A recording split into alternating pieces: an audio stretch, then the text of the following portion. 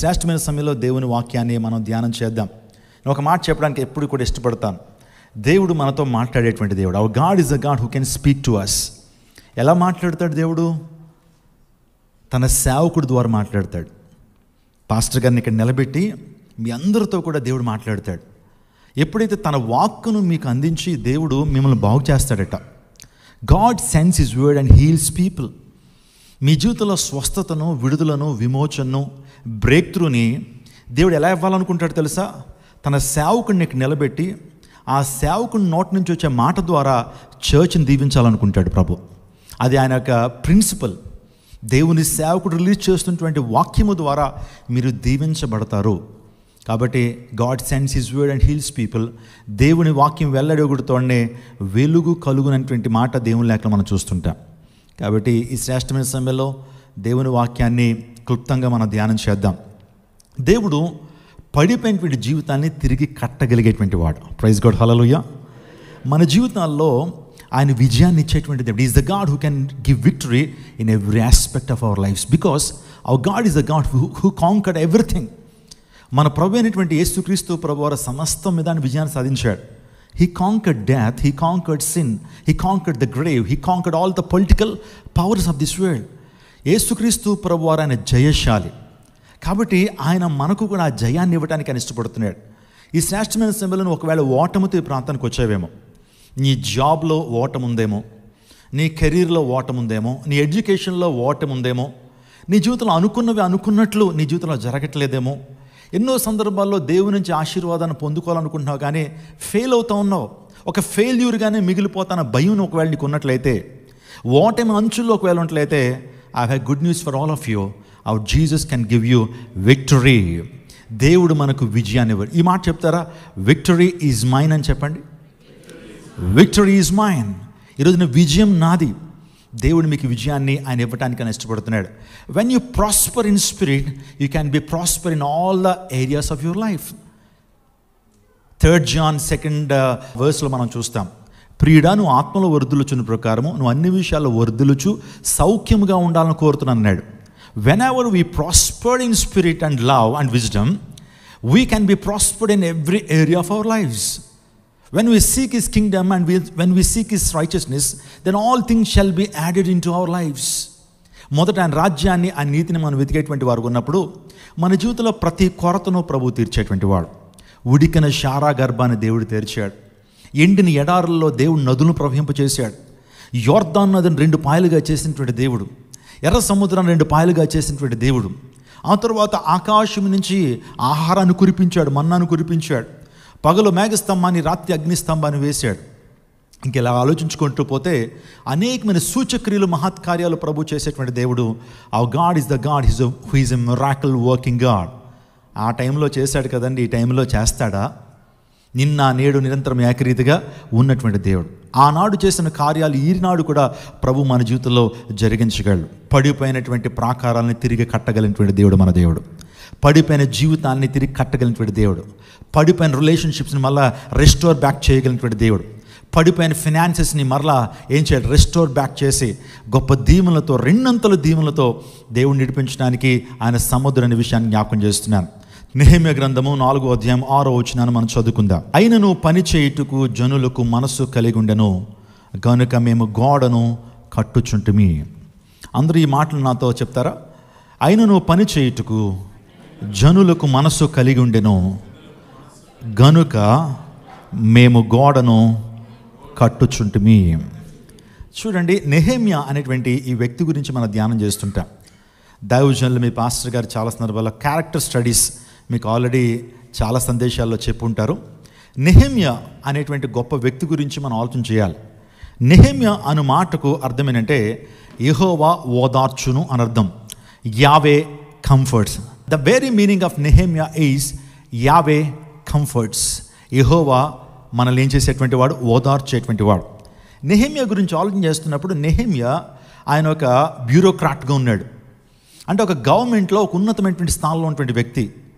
రాజు అంటే హర్తహదస్త అనేటువంటి రాజుకు గిన్నె అందించేవాడు. He was a cup bearer to a king. అంటే గిన్నె అందించేవాడు అంటే అతనికి వంట చేసి పెట్టేవాడు అని అర్థం కాదు. గిన్నె అందించేటువంటి వాడు అంటే ఆయనకి సర్వ్ చేసేటువంటి వాడు పరిచారకుడు అనుకోవద్దు. అంటే రాజుకు ఒక నమ్మకమైనటువంటి బంటు. ఓ మాటలో చెప్పాలంటే, మన తెలుగు భాషలో చెప్పాలంటే, నెహెమ్యా గారు ఎంగిలి చేయకపోతే రాజు ఏది ముట్టుకోడు. అంటే ప్రతిదాన్ని టెస్ట్ చేస్తాడు. ఒక వ్యక్తి వచ్చాడు అనుకోండి, ఆ వ్యక్తిని రాజు దగ్గరికి పంపించాలో లేదో స్క్రీన్ చేసేటువంటి వాడు ఎవరు? నెహెమ్యా. ఎవరైనా రాజుకి ఆహారం ఇచ్చారనుకోండి, ఆహారం మొదట ఈయన తినాలా, డ్రింక్ ఈయన తాగాలి, అప్పుడు రాజుకి ఇచ్చేవారు. అంటే ఎంత నమ్మకస్తుడో మీరు ఆలోచన చేయండి. రాజు ఎంత నమ్మితే ఆ వ్యక్తిని ఒక రైట్ హ్యాండ్గా కబ్బేరర్గా పెట్టుకుంటాడో మీరు ఆలోచన చేయండి. చాలామంది రాజులు మోసపోవడానికి, చాలామంది రాజులు పతనం అవ్వడానికి వారి దగ్గర ఉన్నటువంటి వారే కారణమవుతారు. వారే కాన్స్పిరసీ చేసి వారిని చంపినటువంటి చరిత్రలు మనకు తెలుసు. నెహెమ్యాని రాజు ఎంతగానో నమ్మాడు, తన దగ్గర కబ్బేరర్గా పెట్టుకున్నాడు. ఒక ఉన్నత పదవిలో నెహెమ్యా ఉన్నాడు. నెహెమ్యా జీవితంలో ఒక రోజు ఏం జరిగిందంటే, జెరూషలేం గురించి మనకు తెలుసు. యెరూషలేం ప్రాకారాలు శత్రువుల చేత కూలగొట్టబడ్డాయి. అంటే దేవుని మందిరం పాడైంది, యెరూషలేం ప్రాకారాలు కూలగొట్టబడ్డాయి. అగ్ని చేత ఆ ప్రాకారం అనుకున్నటువంటి గుమ్మాలు కాల్చేశారు శత్రువులు. ఎప్పుడైతే ఈ విషయం నెహెమ్యాకు తెలిసింది, అతడు ఒక ఫారెన్ ల్యాండ్లో ఉన్నాడు, జెరూషలేంలో లేడు. ఫారెన్ ల్యాండ్లో ఉన్నప్పుడు, అయ్యా నెహెమ్యా, మన దేవుని పట్టణం యెరూషలేం, ఈరే ప్లస్ షాలోం అన్నారు, సమాధాన పట్టణం. యెరూషలేం అంటే ఏంటి? ఈరే ప్లస్ షాలోం, సమాధాన పట్టణం అనేటువంటి ఆ పట్టణాన్ని శత్రువు వచ్చి కాల్చేశారయ్యా. మన యొక్క పట్టణం యొక్క ప్రాకారాలన్నీ కూలగొట్టేశారు, గుమ్మాలు కాల్చేశారు అన్నప్పుడు లిటరల్లీ నెహెమ్యా ఏడుస్తాడు.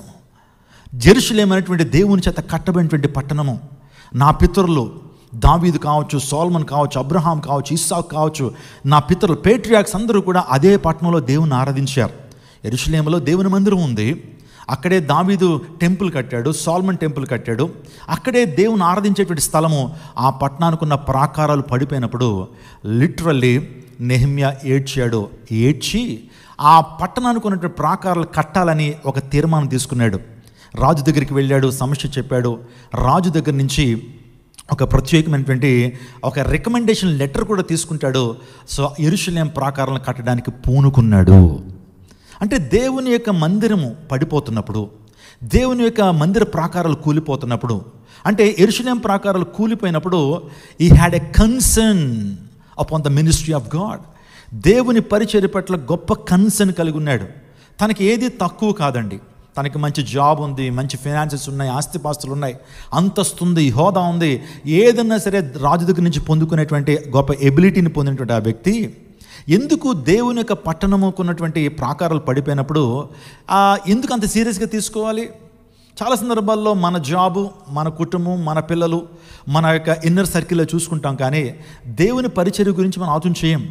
సో దేవుడు మనకి ఇచ్చినటువంటి ఆ గ్రేట్ కమిషన్ గురించి మనం ఆలోచన చేయం. రక్షణ పొందుతాం, ప్రభు బల్లో చేతులేస్తాం, చక్కగా మందిరానికి వస్తాం, కానీ మన మైండ్ సెట్ ఏంటంటే నేను, నా భార్య, నా పిల్లలు, నా జాబు, నా బంధువులు, ఇంతే.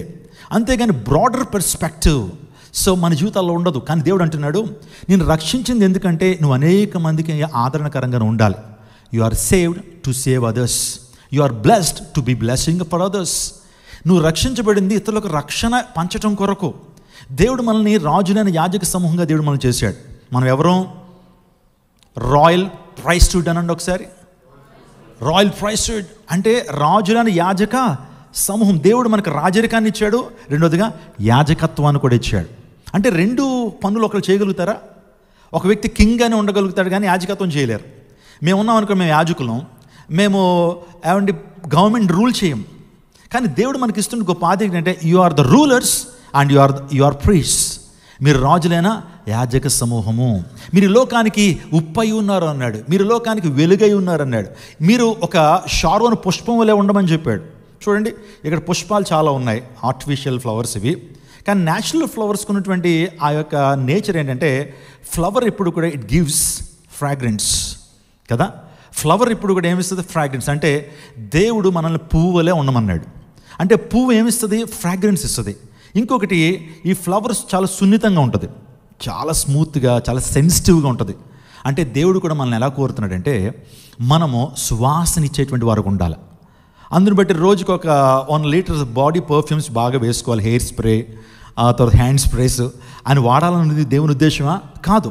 మన జీవితమే మన యొక్క చూపులు, మన యొక్క చేతలు, మన నడకలు, మన బిహేవియరే అనేక మందికి క్రీస్తు సువాసన ఇచ్చేటువంటివిగా ఉండాలి. అపోస్టలైన పౌలు కొరింథీ సంఘానికి చెప్తూ అంటాడు, we are the fragrance for Christ. మేము క్రీస్తు కొరకు, అంటే అతను చెప్తున్న మాటలు ఏంటంటే, మేము నశించిపోతున్న వారి పట్లను, రక్షించబడుతున్న వారి పట్లను మేము క్రీస్తు సువాసన అయి ఉన్నాము. ప్రైజ్ గాడ్, హల్లెలూయా. చర్చ్కి కూడా సువాసనగా ఉన్నాడట. ఆ తర్వాత out side of the church, అంటే జూయిష్ పీపుల్కి అతడు సువాసనగా ఉన్నాడు. జెంటైల్స్ కూడా ఎలా ఉన్నాడు? సువాసనగా ఉన్నాడు. We must be a fragrance for Christ. మనం కూడా సువాసన రావాలి మనలోంచి. మాట్లాడితే మన మాటల్లోంచి ఏమి రావాలి? సువాసన. ఇందాక పిల్లలు చక్కగా ఆరాధన చేస్తూ ఉన్నారు. నిజంగా I'm so proud of them for the worship that they're conducting this church. Pastor గారి పిల్లలు నిజంగా వారు దేవుని ఆరాధన చేస్తున్నప్పుడు వారి యొక్క స్వరాల ద్వారా దేవుని నామం మహింపరచబడుతూ ఉంది. వారి జీవితాలు సువాసన వెదజల్లుతున్నాయి, పరిమళ వాసన వెదజల్లుతున్నాయి. ఇంకా చాలా పోలికలు ప్రభు చెప్పాడు. సో ఈరోజు ఒక మాట నేను చెప్పడానికి ఇష్టపడుతున్నాను. There is nothing impossible with our God. Somebody shout hallelujah. There is absolutely nothing impossible with our God. ఆయన సమస్తాన్ని జరిగించగలిగిన దేవుడు. లెట్ దేర్ బి లైట్ అన్నాడు, వెలుగు కలుగును గాక అన్నాడు. సరే, ఇది ఆర్టిఫిషియల్ ఇంటెలిజెన్స్ గురించి మనం ఎక్కువ చదువుతూ ఉంటాం కదా. ఆర్టిఫిషియల్ ఇంటెలిజెన్స్ ఈరోజు మనం చూస్తున్నాం. కానీ ఆర్టిఫిషియల్ ఇంటెలిజెన్స్ బైబిల్లో దేవుడు వాడాడు. In the beginning let there be light అన్నాడు. అంటే ఆర్టిఫిషియల్ ఇంటెలిజెన్స్లో మనం చేసేటువంటిది ఏంటంటే, we give some prompts and commands. అది వెంటనే ఏం చేస్తుంది?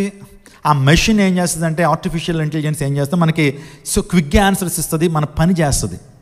దేవుడు ఏనాడో ఆయన తన యొక్క మాట ద్వారా సమస్తాన్ని కలుగు చేశాడు. ఆయన ఒక కమాండ్ ఇచ్చాడు ఈ వరల్డ్కి. ఈ యొక్క భూమికి ఒక command, let there be light అన్నాడు. వెలుగు కలుగును కాకంటే వెలుగు కలిగింది. ఆ తర్వాత జలములు భూమి వేరవ్వాలని ఒక కమాండ్ ఇచ్చాడు, ఒక ప్రాంప్ట్ ఇచ్చాడు. అది ఏమైంది? నెరవేర్చబడింది. ఒక మాట నేను చెప్తున్నాను, ఈ రోజున artificial intelligence is not important in our lifes, but the word of God is so important. The spirit of God is so important. True transformation does not come from the machines, it comes from only holy spirit. ఈ రోజున true transformation అనేది machines ద్వారా రాదు. మెషిన్స్తో మన సంబంధ బాంధవ్యాన్ని పెట్టుకోలేం. We cannot connect with the machines. మెషిన్స్కి ఎమోషన్స్ ఉండవు.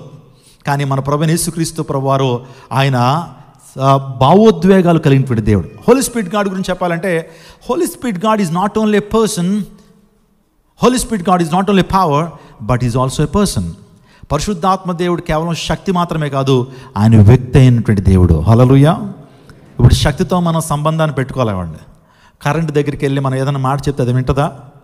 పవర్ దగ్గరికి వెళ్ళి మనం ఏదన్నా చెప్పుకుంటే మన కన్నీరు అది చూడలేదు, లేకపోతే మనలో ఉన్నటువంటి ఎమోషన్స్ని అది క్యాచ్ చేయలేదు. కానీ సో దేవుడు, హోలీ స్పిరిట్ గాడ్ మాత్రమే మన ఎమోషన్స్ అర్థం చేసుకోగలడు.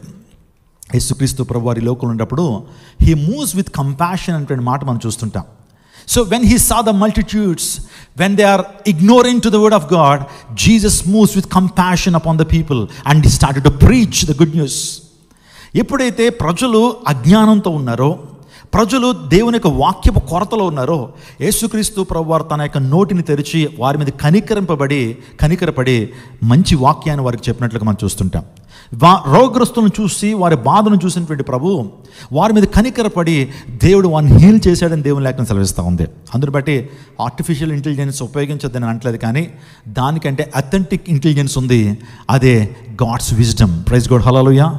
ఆలోచించేయండి. నేను దీన్నేమి తప్పు పట్టలేదు. దేవుని లేఖనంలో మాట ఉంది, the letter kills, the spirit of God gives life. ఈ మాట చెప్పండి. The letter kills but spirit gives life. So అక్షరము చంపును, ఆత్మ జీవింపచేయును. ఆత్మ జీవించను. కాబట్టి మనం దేవుని ఆత్మతో నింపబడాలి. నేను ఈ యొక్క శ్రేష్టమైనటువంటి వర్తమానంలో మన పడిపోయినటువంటి జీవితాలు తిరిగి కట్టబడాలంటే, మనం ఆశీర్వదించబడాలి అంటే, ఒక ఓటమి అంచుల్లోకి వెళ్ళి ఉన్నట్లయితే, యెరూషలేము ప్రాకారాన్ని ఎంత సక్సెస్ఫుల్గా కట్టాడో మనకు తెలుసు. So for how many days he was able to construct those walls, నెహెమ్యా ఎన్ని రోజుల్లో కట్టాడు? 52 డేస్లో కట్టాడు. 52 రోజుల్లో ఆ కట్టడాన్ని కట్టాడు. చాలా చాలా హిండ్రెన్సెస్ వచ్చినాయి, చాలా అడ్డంకులు వచ్చినాయి, అనేక మంది వచ్చి డిసప్పాయింట్ చేశారు. అయినప్పటికీ కూడా దేవుని పని సక్సెస్ఫుల్గా చేయగలిగాడు. ఎలా చేయగలిగాడు? ఒకవేళ యెరూషలేము ప్రాకారాలు తిరిగి కట్టబడ్డానికి నెహెమ్యా చేసినటువంటి కార్యాలు ఏంటి?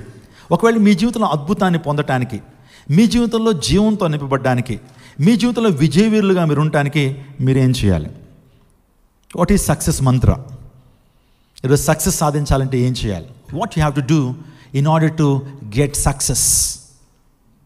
నీ జీవితంలో విజయం సాధించాలంటే ఏం చేయాలో నేను దేవుని వాక్యం నుంచి కొన్ని విషయాలు ఈ యొక్క చరిత్రను ఆధారం చేసుకుంటూ మీతో మాట్లాడతాను. నెహెమ్యా ఎలా కట్టగలిగాడు?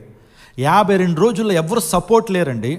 అనేక మంది అక్కడికి వచ్చి సన్బల్లట్టు, టోబియా ఇలాంటి వారందరూ కూడా చాలా డిసప్పాయింట్ చేశారు. ఎక్కడి నుంచి వచ్చావు, ఏం చేస్తావయ్యా నువ్వు? ఎక్కడి నుంచి వచ్చావు? ఉద్యోగం చేసుకోక నువ్వు దేవుని సేవలోకి ఎందుకు వచ్చావు? ఏం చేస్తావు, ఏం చేద్దామని అని చాలామంది సన్బల్లట్టు, టోబియా, ఆ తర్వాత ఇంకా చూస్తే గేషోమ్ అనేటువంటి వ్యక్తులు చాలా ఎట్టకారంగా మాట్లాడారు, చాలా సర్కాస్టిక్గా మాట్లాడారు. ఈ గోడల మించి నక్కలు వెళితే ఒక నక్క దూకితే గోడంతా పడిపోద్ది అన్నారు. అంత డెలికేట్గా ఉన్నాయి అని చెప్పి చాలా డిసప్పాయింట్ చేశారు. అయినప్పటికీ కూడా తన జీవితంలో యెరూషలేము ప్రాకారాలను కట్టాడు, దేవుని నామానికి మహిమ తీసుకొచ్చాడు. పరిశుద్ధ గ్రంథంలో దేవుని చేత గొప్ప మెప్పు పొందినటువంటి వాడు. తన పేరు మీదే ఒక గ్రంథం రాయబడిందనంటే అతడు ఎంత గొప్పవాడో, ఎంత పోరాట పటిమ కలిగినటువంటి వాడో, ఎంత విశ్వాస వీరుడో, దేవునికి ఎంత హృదయానుసాడో మనకు అర్థమవుతుంది కదండి. పరిశుద్ధ గ్రంథంలో జస్ట్ పేరు లిఖించబడితేనే అది చాలా గ్రేట్. దేవుడు తన నోటితో పలానా పేరు పిలిచాడంటే అది గ్రేట్.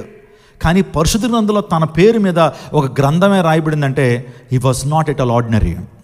అతడు ఆర్డినరీ కాదు, ఈజ్ ఎక్స్ట్రాఆర్డినరీ. ఎందుకంటే దేవుని యొక్క చిత్తానుసారంగా నడిచినటువంటి వాడు. నేను 4-5 పాయింట్స్ త్వరగా చెప్తాను.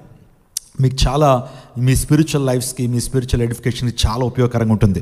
ఈరోజు మన జీవితాలు కూడా కట్టబడాలంటే మనం ఏం చేయాలంటే, ఈ యొక్క నెహెమ్యా యెరూషలేము ప్రాకారాలు పడిపోయాయని తెలుసుకున్న తర్వాత దుఃఖించి ప్రార్థించాడు. ఏం చేశాడు? తన జీవితంలో ప్రాకారాలు కట్టబడ్డానికి, యెరూషలేము ప్రాకారాలు కట్టబడ్డానికి నెహెమ్యా ప్రార్థన చేశాడు. ఒకవేళ నీ జీవితం కూడా, మీ యొక్క కుటుంబ జీవితంలో ఒకవేళ ఏదైనా లాస్ వచ్చిందా? ఫినాన్షియల్గా మీరు ఒకవేళ చాలా చితికిపోయిన పరిస్థితుల్లో ఉన్నారా? ఒకవేళ స్టూడెంట్ లైఫ్లో ఉన్నటువంటి మీరు సక్సెస్ రాక ఎన్నో ప్రయత్నాలు చేస్తున్నాను పాస్టర్ గారు, కానీ నా జీవితంలో విజయం రావట్లేదని ఓటమి అంచుల్లో ఒకవేళ ఉన్నట్లయితే, మీరు మీ జీవితాల్లో గొప్ప విజయాన్ని సాధించాలి అంటే, దేవుడు మిమ్మల్ని దీవించాలి అంటే, దేవుడు మిమ్మల్ని ఆశీర్వదించాలి అంటే, దేవుడు మిమ్మల్ని ఉన్నతమైన స్థానంలో మిమ్మల్ని నడిపించాలి అంటే, మీరు కూడా దేవునికి ప్రార్థన చేసేటువంటి వారు ఉండాలి. దుఃఖించి ప్రార్థన చేశాడని నెహెమ్యా గ్రంథం 1:4 రాయబడింది. ఈ మాట వినినప్పుడు నేను కూర్చుండి ఏడ్చి దుఃఖముతో ఉపవాసం ఉండి విజ్ఞాపన చేసేదని. నెహెమ్యా గ్రంథం 1:4 ఒకసారి టెక్స్ట్ ఇవ్వండి. నెహెమ్యా ఏం చేశాడు? నెహెమ్యా ఏం చేశాడనంటే, అతడు ఆ మాట విన్నప్పుడు, మీరు చూస్తున్నారు కదా, ఈ మాటలు నేను విన్నప్పుడు నేను కూర్చుండి ఏడ్చి కొన్ని దినములు దుఃఖముతో ఉపవాసం ఉండి ఆకాశమందుల దేవుని ఎదుట విజ్ఞాపన చేసేదని. ఈరోజు ఒక మాట నేను చెప్తున్నా, ప్రార్థన ద్వారా మనం తిరిగి కట్టబడగలుగుతాం. ప్రార్థన ద్వారా మన జీవితాల్లో పోగొట్టుకున్నది మరలా తిరిగి పొందుకోగలుగుతాం. నువ్వు పోగొట్టుకున్న శాంతి, నువ్వు పోగొట్టుకున్న ఆనందము, నువ్వు పోగొట్టుకున్న స్పిరిచువల్ లైఫ్, నువ్వు పోగొట్టుకున్న ఆధ్యాత్మిక విలువలు ప్రార్థన ద్వారానే అవి రెస్టోర్ బ్యాక్ అవుతాయి. ప్రార్థన చాలా శక్తివంతమైందండి. దేవుడు మానవ జాతికి ఇచ్చినటువంటి అనేకమైన బహుమానాలలో ఆయనకు ప్రార్థన చేసేటువంటి అనుభవాన్ని గొప్ప బహుమానంగా ఆయన చూస్తున్నాడు. ప్రార్థనలో గొప్ప శక్తి ఉంది. There is great power, there is immense power in the prayer.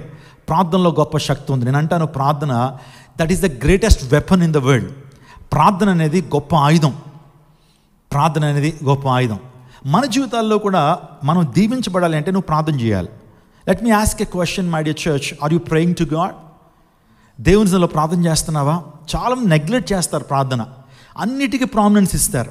ఫ్రెండ్స్కి ప్రామినెన్స్ ఇస్తారు, సోషల్ మీడియాకి ప్రామినెన్స్ ఇస్తారు, వారి ఎడ్యుకేషన్కి ప్రామినెన్స్ ఇస్తారు, ఇంకా అన్నిటికీ ప్రామినెన్స్ ఇస్తారు. కానీ ప్రార్థన దగ్గరికి వచ్చేటప్పటికి చాలా షార్ట్ ప్రేయర్ చేస్తారు, చాలా షార్ట్ ప్రేయర్ చేస్తారు. సో ఒక సందర్భంలో మా చర్చ్లో ఒక తమ్ముడు నా దగ్గరికి వచ్చి, తమ్ముడు ప్రార్థన చేసుకుంటున్నావా, ఎలా ఉంది నీ స్పిరిచువల్ లైఫ్ అని పాస్టర్ గారికి అడిగాను. అన్నా, రోజుకు 3 సార్లు చేస్తున్నాను అన్నాడు ప్రార్థన. చాలా హ్యాపీ అనిపించింది. ఇలాంటి గొప్ప దైవభక్తులకి పరిచయం చేసేటువంటి కృప నాకు ఇచ్చావు ప్రభువా. ఒక యవనస్తుడు ప్రార్థన చేస్తున్నాడు అని చెప్పాడు ఇంత ధైర్యంగా. అప్పుడు నెక్స్ట్ క్వశ్చన్, ఎప్పుడు చేస్తున్నావు బ్రదర్, ఎప్పుడు చేస్తున్నావు తమ్ముడు అంటే, ఎప్పుడేంటన్నా, ఉదయం బ్రేక్ఫాస్ట్ దగ్గర ఒకసారి, మధ్యాహ్నం లంచ్ దగ్గర ఒకసారి, ఆ తర్వాత నైట్ డిన్నర్ దగ్గర ఒకసారి చేస్తున్నాను. డిన్నర్ దగ్గర, లంచ్ దగ్గర మనం ఎంతసేపు ప్రార్థన చేస్తాం? పాస్టర్ గారు ఒకవేళ లవ్ ఫీస్ట్లో ఒక 5 నిమిషాలు ప్రార్థన చేస్తే అందరూ కళ్ళు ఓపెన్ చేసేస్తారు, ప్లేట్లు ఇలా పట్టుకుంటారు. పాస్టర్ గారు ఆ టైంలో కూడా ఒక 1 minute ప్రేయర్ చేయాలి, లేకపోతే మనకు ఫ్రస్ట్రేషన్ వచ్చేస్తుంది. కదా. సో అక్కడ చేసే ప్రార్థన ఎంతసేపు చేస్తాం చెప్పండి ఎంతసేపు మహా అయితే ముందు నా ఆహారాన్ని బట్టి అంటారు. ముందు మంచిగా చికెన్ బిర్యానీ, మటన్ బిర్యానీ, ఇంకా ఏమంటే గ్రిల్ ఐటమ్ ఉంటే కనుక ప్రార్థన ఒక 2 సెకండ్స్లో 3 సెకండ్స్లో అయిపోద్ది. నాకు ఆత్రం నీకు స్తోత్రం అని తినేస్తారు. ఏంటట? నాకు ఆత్రం నీకు స్తోత్రం, అంతే.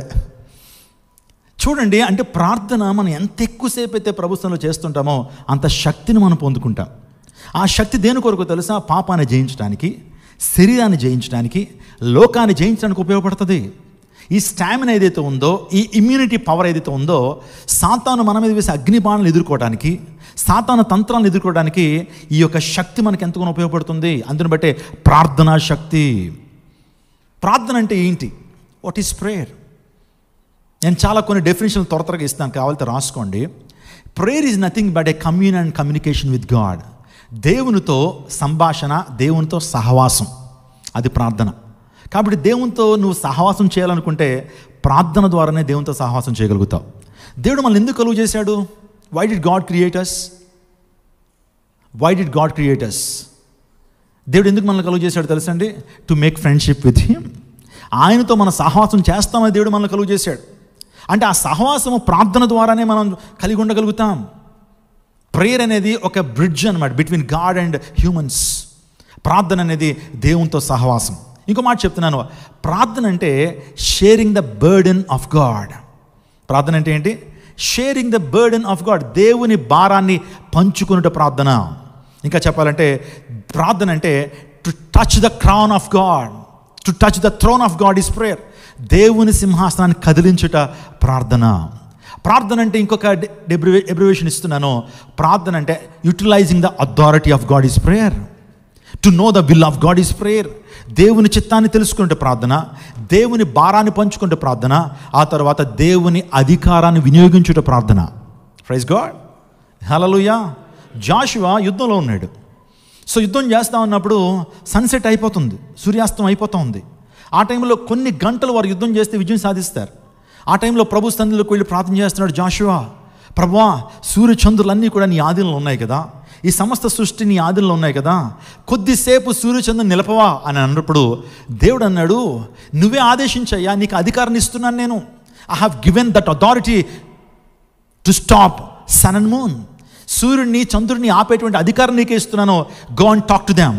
వాళ్ళతో మాట్లాడని చెప్పేటప్పటికి యెహోషువ వెళ్ళాడు. సూర్యుడా నీవు గిబియాన్లోను, చంద్రుడా నీవు అయ్యాన్లోను ఆగిపోమంటే సూర్యచంద్రుడు నిలిచిపోయినాయి. ఇది ప్రార్థన అంటే దేవుని అధికారాన్ని వినియోగించుట. మనం క్లెయిమ్ చేయొచ్చు ప్రార్థనలో, ప్రభువా నువ్వు ఆ వాగ్దానాన్ని నాకు ఇచ్చావు, ఈ వాగ్దానం నా జీవితంలో నెరవేర్చండి అని పట్టుదలతో ప్రార్థన చేయాలి. ఆశీర్వాదం కొరకు పట్టుదలగా ప్రార్థన చేయాలి. యాకోబు ఆశీర్వాదం కొరకు ఆ పెనుయేలు దగ్గర, ఎబ్బోకు రేవు దగ్గర పట్టుదలతో కూర్చున్నాడు. ఈ రాత్రి ఏదో తేలిపోవాలి, దేవుడు నన్ను దీవించేంత వరకు నేను ఆయన విడిచిపెట్టను. Lord until you bless me I will not leave you, until you bless me I will not leave you అని రాత్రి కూర్చున్నాడండి. కూర్చుని ప్రభువా దీవించు దీవించు దీవించు అని ప్రభుత్వంలో ప్రార్థన చేస్తున్నాడు. అవును, మనం కూడా ఎబ్బేజు ప్రార్థన జ్ఞాపకం చేసుకోవాలి. ఎబ్బేజు తన సహోదరులందరికంటే ఘనము పొందినవాడని, ఎబ్బేజు యోధా జాతికి సంబంధించినటువంటి వాడని, ఆ తర్వాత ఎబ్బేజు చేసిన ప్రార్థన, నిశ్చయముగా నన్ను దీవించి నా సరిహద్దులను విశాలపరిచి ఏ కీడు రాకుండా నన్ను తప్పించి నీ చేయి నాకు తోడుగా ఉంచని అడిగాడు. We need to ask God to bless us. అయ్యా మనను దీవించని అడగాలి. ఆశగల ప్రాణాన్ని దేవుడు ఏం చేస్తాడు? తృప్తిపరుస్తాడు. మీలో ఎంతమంది మీ బిడ్డలు ఇలా ఉండాలని పేపర్ మీద రాసుకుని ప్రార్థన చేస్తున్నారు? నా జీవితంలో సమస్యలు ఇవి, ఈ సమస్యలకు పరిష్కారం రావాలని పేపర్ మీద రాసి ప్రభు సన్నిధిలో ఆ యొక్క విజ్ఞాపన పత్రాన్ని ప్రభు సన్నిధికి తీసుకొచ్చి ప్రార్థన చేస్తున్నారా? మా చర్చ్లో చాలామంది వారికి ఉన్న ప్రేయర్ రిక్వెస్ట్లు అన్నీ కూడా మందిరానికి తీసుకొస్తారండి. తీసుకొచ్చి ప్రభు సన్నిధిలో పరుస్తారు. ప్రభు సన్నిధిలో దేవుని సేవకులకు మేము ప్రార్థన చేస్తున్నప్పుడు వారు ఆ పేపర్ని పరిచి, ప్రభు నీ చేతికి అప్పగిస్తున్నాను ఈ ప్రేయర్ రిక్వెస్ట్ని, దీనికి ఆన్సర్ ఇవి. ఈరోజున ప్రభు సంఘానికి వస్తున్నప్పుడు మన దగ్గర ఒక బైబిల్ ఉండాలి, సాంగ్స్ బుక్ ఉండాలి, ఒక డైరీ కూడా ఉండాలి. అర్థమవుతుందా? ఆ డైరీలో ప్రేయర్ పాయింట్స్ రాసుకుని, ప్రభు ఈ వారంలో నేను వేటి మీద విజయాన్ని సాధించలేకపోయినా, వేటి మీద నాకు విజయం కావాలో రాసుకుని రావాలి. ప్రభు సందుకు వచ్చి దైవజనులు ప్రార్థన చేస్తున్నప్పుడు వాటిని ఏం చేయాలి? పరిచి ప్రార్థన చేయాలి. God will surely give the answer. Our God is the God who can give an answer for every prayer that you are submitting in the Lord's presence. ప్రార్థనకు జవాబునిచ్చేటువంటి దేవుడు. Our God is a prayer answering God. Hallelujah, hallelujah. కాబట్టి నా ప్రియదేవచనాగమా, ప్రార్థన ద్వారా దేవుడు గర్భఫలాన్ని ఇస్తాడని దేవుని లేఖనం సెలవిస్తూ ఉంది. ప్రార్థన ద్వారా దేవుడు గర్భఫలాన్ని ఇస్తాడు. ప్రార్థన ద్వారా మరణం నుంచి విడుదల, ప్రార్థన ద్వారా నిజంగా కార్యం సఫలమవుతుంది, ప్రార్థన ద్వారా స్వస్థత. ఇంత పవర్ఫుల్ ప్రేయర్ని మీరు ఎందుకు నెగ్లెక్ట్ చేస్తున్నారు? ఇంత పవర్ఫుల్ ప్రేయర్ని ఎందుకు మీరు నెగ్లెక్ట్ చేస్తున్నారో? ప్రార్థనలో గొప్ప శక్తి ఉంది. ప్రపంచంలో హైడ్రోజన్ బాంబ్ ఒక వ్యక్తి ఇన్వెంట్ చేశాడు. ఆ వ్యక్తి ఆండ్రూ సకరవ్. అంటే ప్రపంచంలో న్యూక్లియర్ బాంబు కంటే శక్తివంతమైన బాంబ్ అండ్ వెపన్ ఏదైనా ఉందంటే అది హైడ్రోజన్ బాంబ్. అది న్యూక్లియర్ బాంబు కంటే, యాటమ్ బాంబు కంటే సుమారుగా 6600 times more powerful hydrogen bomb. Andrew Sakharov దాన్ని ఇన్వెంట్ చేశాడు, రష్యన్ సైంటిస్ట్. వాస్తవానికి ఆ రష్యన్ గవర్నమెంట్ మీద కొన్ని ప్రొటెస్టులు చేయడం ద్వారా ఈ ఆండ్రూ సకరవ్ అంటే దేవుని బిడ్డను తీసుకెళ్ళి సైబీరియా జైలు సెల్లో వేశారు. వేస్తే సైబీరియా జైలు సెల్ ఎంత భయంకరమైనటువంటి జైలు సెల్ అంటే సరిగ్గా ఆహారం పెట్టరు, భయంకరమైన చలి, ఎప్పుడు కూడా ఫ్రీజ్ అయిపోయి ఉంటుంది ఆ ప్రాంతం అంతా కూడా. మనుషులు ఆ జైల్లోకి వెళ్ళినటువంటి వారు సజీవంగా బయటకు రారు, వారు డెడ్ బాడీలే బయటకు వస్తాయి. అటువంటి జైల్లో వేస్తే, నిజం చెప్తున్నానండి, ఆ వ్యక్తి ఆ జైల్లో ఒక హంగర్ స్ట్రైక్ చేశాడు, ఆమరణ నిరాహార దీక్ష చేశాడు. నాకు రోజుకి 4 గంటలు దేవుని వాక్యాన్ని చదవటానికి, జీసస్కి ప్రేయర్ చేయడానికి నాకు రోజుకి జైల్లో 4 గంటల సమయం కావాలని అడిగాడు. అడిగినప్పుడు జైలు వారు నిజంగా ఆశ్చర్యపోయారు. సో ఆ యొక్క విషయము కాస్త ఆ రష్యా గవర్నమెంట్ నుంచి మొత్తం వరల్డ్ అంతా కూడా వ్యాపించింది. ఆ టైంలో ఆండ్రూ సకరవ్ ఆ జైలు సెల్లో ఉన్నప్పుడు అమెరికన్ ప్రెసిడెంట్ వుడ్రో విల్సన్ అనేటువంటి వ్యక్తి ఆ అమెరికా దేశానికి ప్రెసిడెంట్గా ఉన్నప్పుడు ఆయన దగ్గరికి వచ్చినప్పుడు ఆండ్రూ సకరవ్ అనేటువంటి ఒక ఫిజిసిస్ట్, ఆండ్రూ సకరవ్ అనేటువంటి గొప్ప సైంటిస్ట్ సైబీరియా జైలు సెల్లో ఉన్నాడు. అతనికి డిమాండ్స్ ఇవి అని అమెరికన్ గవర్నమెంట్ కూడా ఇన్వాల్వ్ అయ్యి ఇమీడియట్గా సైబీరియా జైలు సెల్ నుంచి ఆండ్రూ సకరవ్ని విడుదల చేయడం లెటర్ రాసి పంపించాడు. అంటే అతడు తీసుకున్న నిర్ణయాన్ని బట్టి అతడు బయటకు రావడం జరిగింది. బయటకు వచ్చిన తర్వాత ఆండ్రూ సకరవ్, నువ్వు ఇంత స్పిరిచువల్గా ఉంటావని మేము అనుకోలా, నువ్వు సైంటిస్ట్ అయినప్పటికీ కూడా దేవుని వాక్యాన్ని చదువుతావా, నువ్వు ప్రార్థన చేస్తావా, దేవుని ప్రేమిస్తావంటే అవును, ఆమె ట్రూ క్రిస్టియన్ అని చెప్పాడు. అయితే నీకు ఒక ప్రశ్న అని అడిగారు, ఏంటంటే what do you consider to be the most powerful weapon on this earth? ఈ ప్రపంచంలో శక్తివంతమైన ఆయుధం ఏమనుకుంటున్నావు నువ్వు అన్నప్పుడు ఇమీడియట్గా ఆయన చెప్పిన ఏంటి తెలుసా? Prayer is the powerful weapon on this earth అని చెప్పాడు. స్తోత్రం చెప్పడం హల్లెలూయా. అంటే ఒక బాంబుని ఇన్వెంట్ చేసినటువంటి వ్యక్తి, ప్రపంచంలో శక్తివంతమైన బాంబుని ఇన్వెంట్ చేసిన ఆ వ్యక్తి, ఆ బాంబు శక్తివంతమైనది కాదు, నేను కనిపెట్టిన హైడ్రోజన్ బాంబు కంటే ప్రేయర్ శక్తివంతమైనది అన్నాడు. ఇది నా సాక్ష్యం మీకు అందరికీ తెలుసు.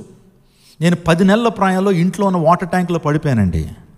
పడిపోతే మా తల్లిదండ్రులు చూడలేదు. వాటర్ అంతా కూడా నేను తాగేసాను, లంగ్స్లోకి వెళ్ళిపోయింది. కాసేపటికి చూసేటప్పటికి హార్ట్ బీట్, పల్స్ పడిపోయినాయి, లేవు.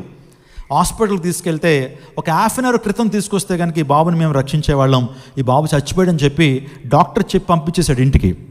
ఆ టైంలో నా తల్లి నా తండ్రి కన్నీటితో ప్రార్థన చేశారు, అయ్యా మాకు 3 బిడ్డలను ఇచ్చావు, ఈ బిడ్డను ఎందుకు తీసుకుంటున్నావు మాకు అర్థం కావట్లేదు, ఎందుకు ఇలా జరిగిందో మేము క్వశ్చన్ చేయట్లేదు, కానీ నిశ్చిత్తమైతే బాబుకి 2వ అవకాశాన్ని ఇవి, నిశ్చిత్తమైతే బాబుకి మరలా ప్రాణభిక్ష పెట్టు అని ప్రార్థన చేస్తే, ప్రార్థన చేసిన 24 నిమిషాలకి ఈ పనికిమాలినోడికి దేవుడు జీవాన్ని ఇచ్చాడండి. స్తోత్రం చెప్పడం హల్లెలూయా. ఈరోజు నేను ఇక్కడ నిలబడ్డానంటే దేవుని కృపే. ఈరోజు ఇక్కడ నిలబడి దేవుని వాక్యం తీస్తున్నానంటే నాకు ఆ గ్రాటిట్యూడ్ ప్రతిరోజు ఉంటుంది. ఎందుకు తెలుసా? మీకు అందరికీ దేవుడు ఒక్కసారి ఊపిరి పోసాడు, కానీ యూజ్లెస్ ఫెలోస్కి దేవుడు 2 సార్లు ఊపిరి పోసాడు. అందుని బట్టి ప్రతి దినము అయ్యా ఈ ఒక దినం నా జీవితంలోంచి పొడిగించబడుతుందంటే అది నీ కృపే, ఇంకేమీ కాదు, ఇంకా కేవలం by your grace I'm alive అని ప్రభు కొరకు సాధ్యమైనంత ప్రభు కొరకు పనిచేస్తాను. ప్రభు యొక్క రాజ్య సువార్తలో ఆయన సువార్త ప్రకటించడానికి నేను ఇష్టపడతాను. సో ప్రార్థన ద్వారా దేవుడు నా జీవితాన్ని ఆయన నిలబెట్టాడు, మరణం నుంచి నన్ను లేపాడు. అది ప్రార్థన వల్ల అసాధ్యమైంది ఏది కూడా లేదు. There is nothing impossible with prayer. ప్రార్థన పట్టుదలతో ప్రార్థన చేయాలి. ఈరోజు అడుగుతావా, అయ్యా నా జీవితంలో ఓటమి ఉందయ్యా, నా జీవితంలో యాంగ్జైటీ ఉంది, నా జీవితంలో స్ట్రెస్ ఉంది, ఈ జాబ్ని బట్టి, ఈ జాబ్ క్రైసిస్ని బట్టి నా జీవితంలో స్ట్రెస్ ఉంది, నా జీవితంలో నా ఫ్యూచర్ గురించి ఆందోళన నాకుంది, ఒక భయం నా జీవితంలో నేను నిలబెట్టి చేస్తుంది, అయ్యా నాకు విజయాన్ని ఇవ్వయ్యా అని ప్రభు సన్నిధిలో ప్రార్థించే, దేవుని సన్నిధిలో విశ్వాసంతో ప్రార్థించే. God will surely give an answer for your prayer. Praise God hallelujah.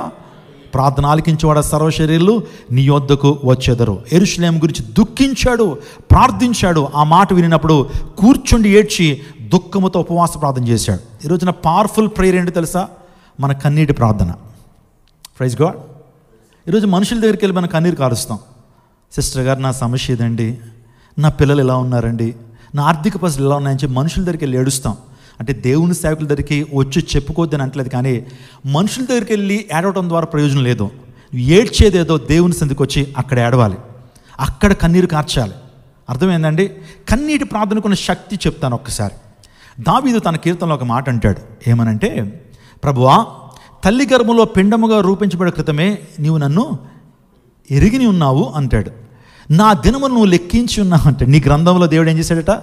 మన దినాలు లెక్కించాడట. అంటే our days are numbered. Our days are ఏంటి? అవి ఏం చేయబడ్డాయి? లెక్కించబడ్డాయి. మనం ఎంతకాలం బ్రతుకుతామో దేవుడు తన గ్రంథంలో ఏం చేశాడు? రాశాడు. ఇప్పుడు నా క్వశ్చన్ ఏంటో తెలుసా? ఇప్పుడు ఆయన గ్రంథంలో మన దినాలు ఆయన రాశాడు కదా. పాల్ ఇమాన్యుయల్ 60 సంవత్సరాలు 2 నెలల 3 రోజులని రాశాడు అనుకోండి. ఇప్పుడు నేను ఆ రోజులు నేను మార్చగలనా? నాకు ఒక లైఫ్ టైం ఇచ్చాడు, దినాలు ఇచ్చాడు. దావీదు అదే అంటున్నాడు, నా దినములు నీ గ్రంథంలో లిఖితమాయను అన్నాడు. ఇప్పుడు చెప్పండి, ఆ గ్రంథంలో ఉన్నటువంటి దినాలు మనం ఎడిట్ చేయగలమా? ఎస్ అన్నటువంటి వారి చేతులు చూపించండి. ఎస్ అన్నటువంటి వారి చేతులు చూపించండి. రైట్? మీరందరూ నో బ్యాచా? ఓకే. మనం ఎవరం అండి? Who are we to change those dates in the book of God?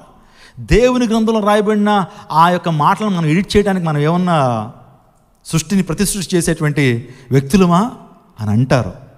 కానీ we can change it, we can edit it. దాన్ని ఎడిట్ చేయొచ్చు. ఎలాగో తెలుసా? కన్నీటి ప్రార్థన ద్వారా. హిజ్కియా గురించి చెప్పాలి. హిజ్కియా మరణకరమైన రోగం వచ్చింది. యెషయా వచ్చి చెప్తున్నాడు, నీ దినములు ఏమని ముగించబడ్డాయి, ఇంటిని చక్కబెట్టుకో అన్నప్పుడు గోడ తట్టు తిరిగి హిజ్కియా ఏం చేశాడట? కన్నీటి ప్రార్థన చేశాడట. ఎప్పుడైతే తన యొక్క దేవుడు తన గ్రంథంలో రాశాడు హిజ్కియాకి ఇన్ని రోజులే అని, కానీ తను చేసిన కన్నీటి ప్రార్థన ద్వారా మళ్ళా 15 years ఆయుష్ను పొందుకుంటాడు. ప్రైజ్ గాడ్, హల్లెలూయా. అంటే కన్నీటి ప్రార్థన, ఉపవాస ప్రార్థన ఎంత శక్తివంతమైందని చెప్తున్నానికి ఇష్టపడుతున్నాను. అతను నినివే ప్రజలు వారి జీవితంలో భయంకరమైనటువంటి ఉగ్రత వారి మీద దిగొచ్చింది. యోనా వెళ్ళి అయ్యా, మీ పట్టణాలు దేవుడు నాశనం చేయబోతున్నాడు. అలనాడు సొదొమ గొమొర్రా పట్టణాలు ఏ విధంగా నాశనం చేశాడో మీ పట్టణాలు దేవుడు నాశనం చేయబోతున్నాడని చెప్పగానే, సో ఈవెన్ కింగ్, రాజు సైతం వారందరినీ కూడా గ్యాదర్ చేయించి వారందరూ కూడా వారి జీవితంలో ఉపవాస ప్రార్థన చేశారట, కన్నీటి ప్రార్థన చేశారట. తద్వారా వారి జీవితంలో ఉన్నటువంటి ఆ ఉగ్రత ఆగిపోయింది. నేను ఇందాక చెప్పాను కదా, prayer is nothing but stopping the wrath of God. దేవుని ఉగ్రతను ఆపేయటం ప్రార్థన. ప్రార్థన ఏం చేస్తుంది తెలుసండి? దేవుని ఉగ్రత మన మీదకి రాకుండా ఆపేస్తుంది. దేవుని యొక్క శాపం మన మీదకి రాకుండా ఆపేస్తుంది. ఒకవేళ మనం చేసిన తప్పిదాలు, మనం చేసినటువంటి దోషాలు మన బిడ్డల మీదకి రాకుండా ప్రార్థన ఆపేస్తుంది. ప్రైజ్ గాడ్, హల్లెలూయా. అంటే మనం పూర్వ దినాల్లో చాలా దోషాలు చేస్తుంటాం. ఆ దోష శిక్ష మనం అనుభవించి తీరాల్సిందే. అర్థమైందా? సో మనం ఏం విత్తుతాం ఆ పంటను కోయాల్సిందే. కానీ విత్తావు, తెలుసో తెలియకో, ఇగ్నోరెంట్తో విత్తావు, కానీ దాన్ని కోయక తప్పదు. కానీ కోయకుండా ఉండాలి అంటే, ఆ కాన్సిక్వెన్స్ మన జీవితంలో జరగకుండా ఉండాలంటే, you Neel down and pray. మోకరించి ప్రార్థన చేయాలి, కన్నీటి ప్రార్థన చేయాలి. దేవుని ఉగ్రత ఆగిపోతుంది. నినివే ప్రజల మీద దేవుని ఉగ్రత ఆగిపోయింది. ఎందుకు తెలుసా? నినివే ప్రజలు చేసిన కన్నీటి ప్రార్థన. కాబట్టి చాలా విషయాలు చెప్పుకోవచ్చు ప్రార్థన గురించి. నేను నెక్స్ట్ పాయింట్లోకి వెళ్ళిపోతున్నాను. రెండోదిగా, నెహెమ్యా ప్రాకారాలను 52 రోజుల్లో కట్టడానికి బలమైన కారణం ఒకటి ప్రార్థన అయితే, రెండోదిగా ఆసక్తి. రెండోది ఏంటి? ఆసక్తి. ఒక మాట అంటాడు, కట్టుటకు నన్ను పంపుడి అని ఆసక్తితో రాజుని వేడుకున్నాడు. చూద్దాం ఒకసారి నెహెమ్యా 2:5. నెహెమ్యా 2:5. రాజుతో, నీ సముఖమందు నేను దయ పొందిన ఎడల నా పితరుల సమాధుల నుండి పట్టణం తిరిగి కట్టినట్లుగా నన్ను యూదా దేశమునకు పంపుడని వేడుకొనుచున్నానని నేను మనవి చేసి తిని. కట్టుటకు నన్ను పంపండి అని ఆసక్తితో రాజుని వేడుకున్నాడండి. మన జీవితాల్లో కూడా దేవుని కార్యాలు రుచి చూడాలంటే, దేవుని కార్యాలు మన జీవితంలో పొందుకోవాలంటే, నిజంలో అద్భుతాన్ని పొందుకోవాలంటే, నిజంలో స్వస్థతను పొందుకోవాలంటే, అనారోగ్యాల నుంచి విడుదల పొందాలంటే, మొదట దేవుని సన్నిధి పట్ల నీకు నాకు ఆసక్తి ఉండాలి. ఆసక్తి. వేటి ఎందు ఉంటుంది మనకు ఆసక్తి? చాలామందికి గాసిపింగ్ మీద ఉన్నటువంటి ఆసక్తి దేవుని వాక్యం మీద, ప్రార్థన మీద ఉండదు. I'm very sorry. చర్చెస్లో జరుగుతున్నాయి చెప్తున్నాను. ఆసక్తి దేని మీద ఉండదు తెలుసా? వాక్యం మీద ఉండదు, ప్రార్థన మీద ఉండదు, ఆరాధన మీద ఉండదు, దైవ సంబంధమైన కార్యాలు ఉండదు. ఆసక్తి వేరే వేరే విషయాలు. ఈరోజు వేటి యందు మన ఆసక్తి కలిగి ఉండాలంటే ప్రార్థన యందు ఆసక్తి కలిగి ఉండాలి. ఏలియా మనలాంటి స్వభావం కలిగిన మనుషుడై అయినప్పటికీ ఆసక్తితో ప్రార్థన చేసినప్పుడు 3.5 సంవత్సరాలు కనీసం వర్షమైన మంచు అయినా కురవలేదు. ప్రార్థనలో ఆసక్తి ఉందా? దేవుని సన్నిధికి వస్తున్నప్పుడు ఆసక్తిగా వస్తున్నావా? దేవుని ఆరాధన చేస్తున్న ఆసక్తిగా ఆరాధన చేస్తున్నావా? దేవుని వాక్యాన్ని వింటున్నప్పుడు ఆసక్తిగా వింటున్నావా? దేవుని సేవకుడు ఈరోజు ఏం మాట్లాడతాడు, దేవుని ముఖాంతంలోంచి దాన్ని నిజంగా దేవుడు నాతో ఏం మాట్లాడబోతున్న ఆసక్తి ఉంటే ఆ దేవుని వాక్యం మీలో ఫలిస్తుంది. ఆ దేవుని వాక్యం ద్వారా ఆశీర్వాదం. ఎప్పుడు కూడా దేవుని వాక్యాన్ని ఎలా రిసీవ్ చేసుకోవాలంటే చాలా ఇంట్రెస్ట్గా కూర్చోవాలండి. దేవుడు నాతో ఏం మాట్లాడబోతున్నాడు, ఈ రోజున నన్ను ఏ విధంగా సరి చేయబోతున్నాడు, ఏ వర్డ్ నేను రిసీవ్ చేసుకోబోతున్నాను అనేటువంటి ఆసక్తి మన ప్రభు సన్నిధిలో ఉండాలి. మా daddy apostle Joseph Vijay Kumar గారు ఒకసారి ఒక పల్లెటూరుకి వెళ్ళారండి. వెళితే ఇప్పుడైతే విరివిగా వాక్యం దొరుకుతుంది. యూట్యూబ్ ఆన్ చేస్తే ఏ స్పీకర్దైనా సరే మనకి 4-5 sermons దొరుకుతున్నాయి. కానీ పూర్వదినాల్లో యూట్యూబ్లు లేవు, సరైనటువంటి టీవీ మాధ్యమాలు లేనప్పుడు దేవుని సేవకులు పల్లెటూరులకు వెళ్ళి స్వార్థ అందించేవారు. ఆ టైంలో ఒక పల్లెటూరుకి వెళ్ళి ఒక విలేజ్కి వెళ్తే అక్కడ వాక్యాన్ని చెప్పారండి. వాస్తవానికి మా డాడీ చాలా దీర్ఘ ప్రసంగి, ఎక్కువసేపు మాట్లాడతారు. 2 గంటలు వాక్యం చెప్పారు. అయినా సరే ప్రజలు చాలా ఆసక్తిగా వింటున్నారు. నిజంగా ఏ ఒక్కరు లేచి వెళ్ళిపోవట్లేదు. ఎక్కడ నేను ఇలా తల తిప్పితే వర్డ్ మిస్ అయిపోతానంటే ఆసక్తి వారిలో ఉంది. మీరు నమ్మండి, సుమారుగా రాత్రి 12 అయిపోయిందండి మీటింగ్ అయ్యేటప్పటికి. అయిపోయిన తర్వాత ఇంకా అంతా ముగింపు ప్రార్థన చేశారు, బెనడిక్షన్ కూడా ఇచ్చారట. ఇచ్చిన తర్వాత ప్రజలు అక్కడి నుంచి కదలట్లేదంట. పాస్టర్ గారు వచ్చి మీటింగ్ అయిపోయింది, సెలవు తీసుకుందాం అని ఆశీర్వాదం ఇచ్చామంటే వాళ్ళు అక్కడే కూర్చున్నారట. కూర్చుని ఒక మాట అన్నారట. అందరూ లేచి ఎక్కడికి వెళ్ళమంటారండి, ఎక్కడికి వెళ్ళమంటారు? ఇంటికి వెళ్ళి చేసేది మేము పడుకోవడమే, ఇంటికి వెళ్ళి చేసేది ఏమీ లేదు. దయచేసి పాస్టర్ గారిని మళ్ళా వాక్యం చెప్పమనండి, మేము మరలా వింటాం. మళ్ళా దేవుని సేవకుడు ఎప్పుడుకో వస్తాడు మా ప్రాంతానికి. ఇలాంటి వాక్యం మేము వాక్యం వినాలనుకుంటున్నాం. దయచేసి పాస్టర్ గారిని రిక్వెస్ట్ చేసి, దైవ సేవకులు రిక్వెస్ట్ చేసి మరలా ఆయన చేత 1 గంట 2 గంటల వాక్యం చెప్పించండి అని అన్నప్పుడు మా నాన్నగారి దగ్గరికి వచ్చి అందరూ ఇలా అడుగుతున్నారండి అన్నప్పుడు మా నాన్నగారు కూడా చెప్పే విషయంలో ఆసక్తి కలిగినటువంటి వ్యక్తి.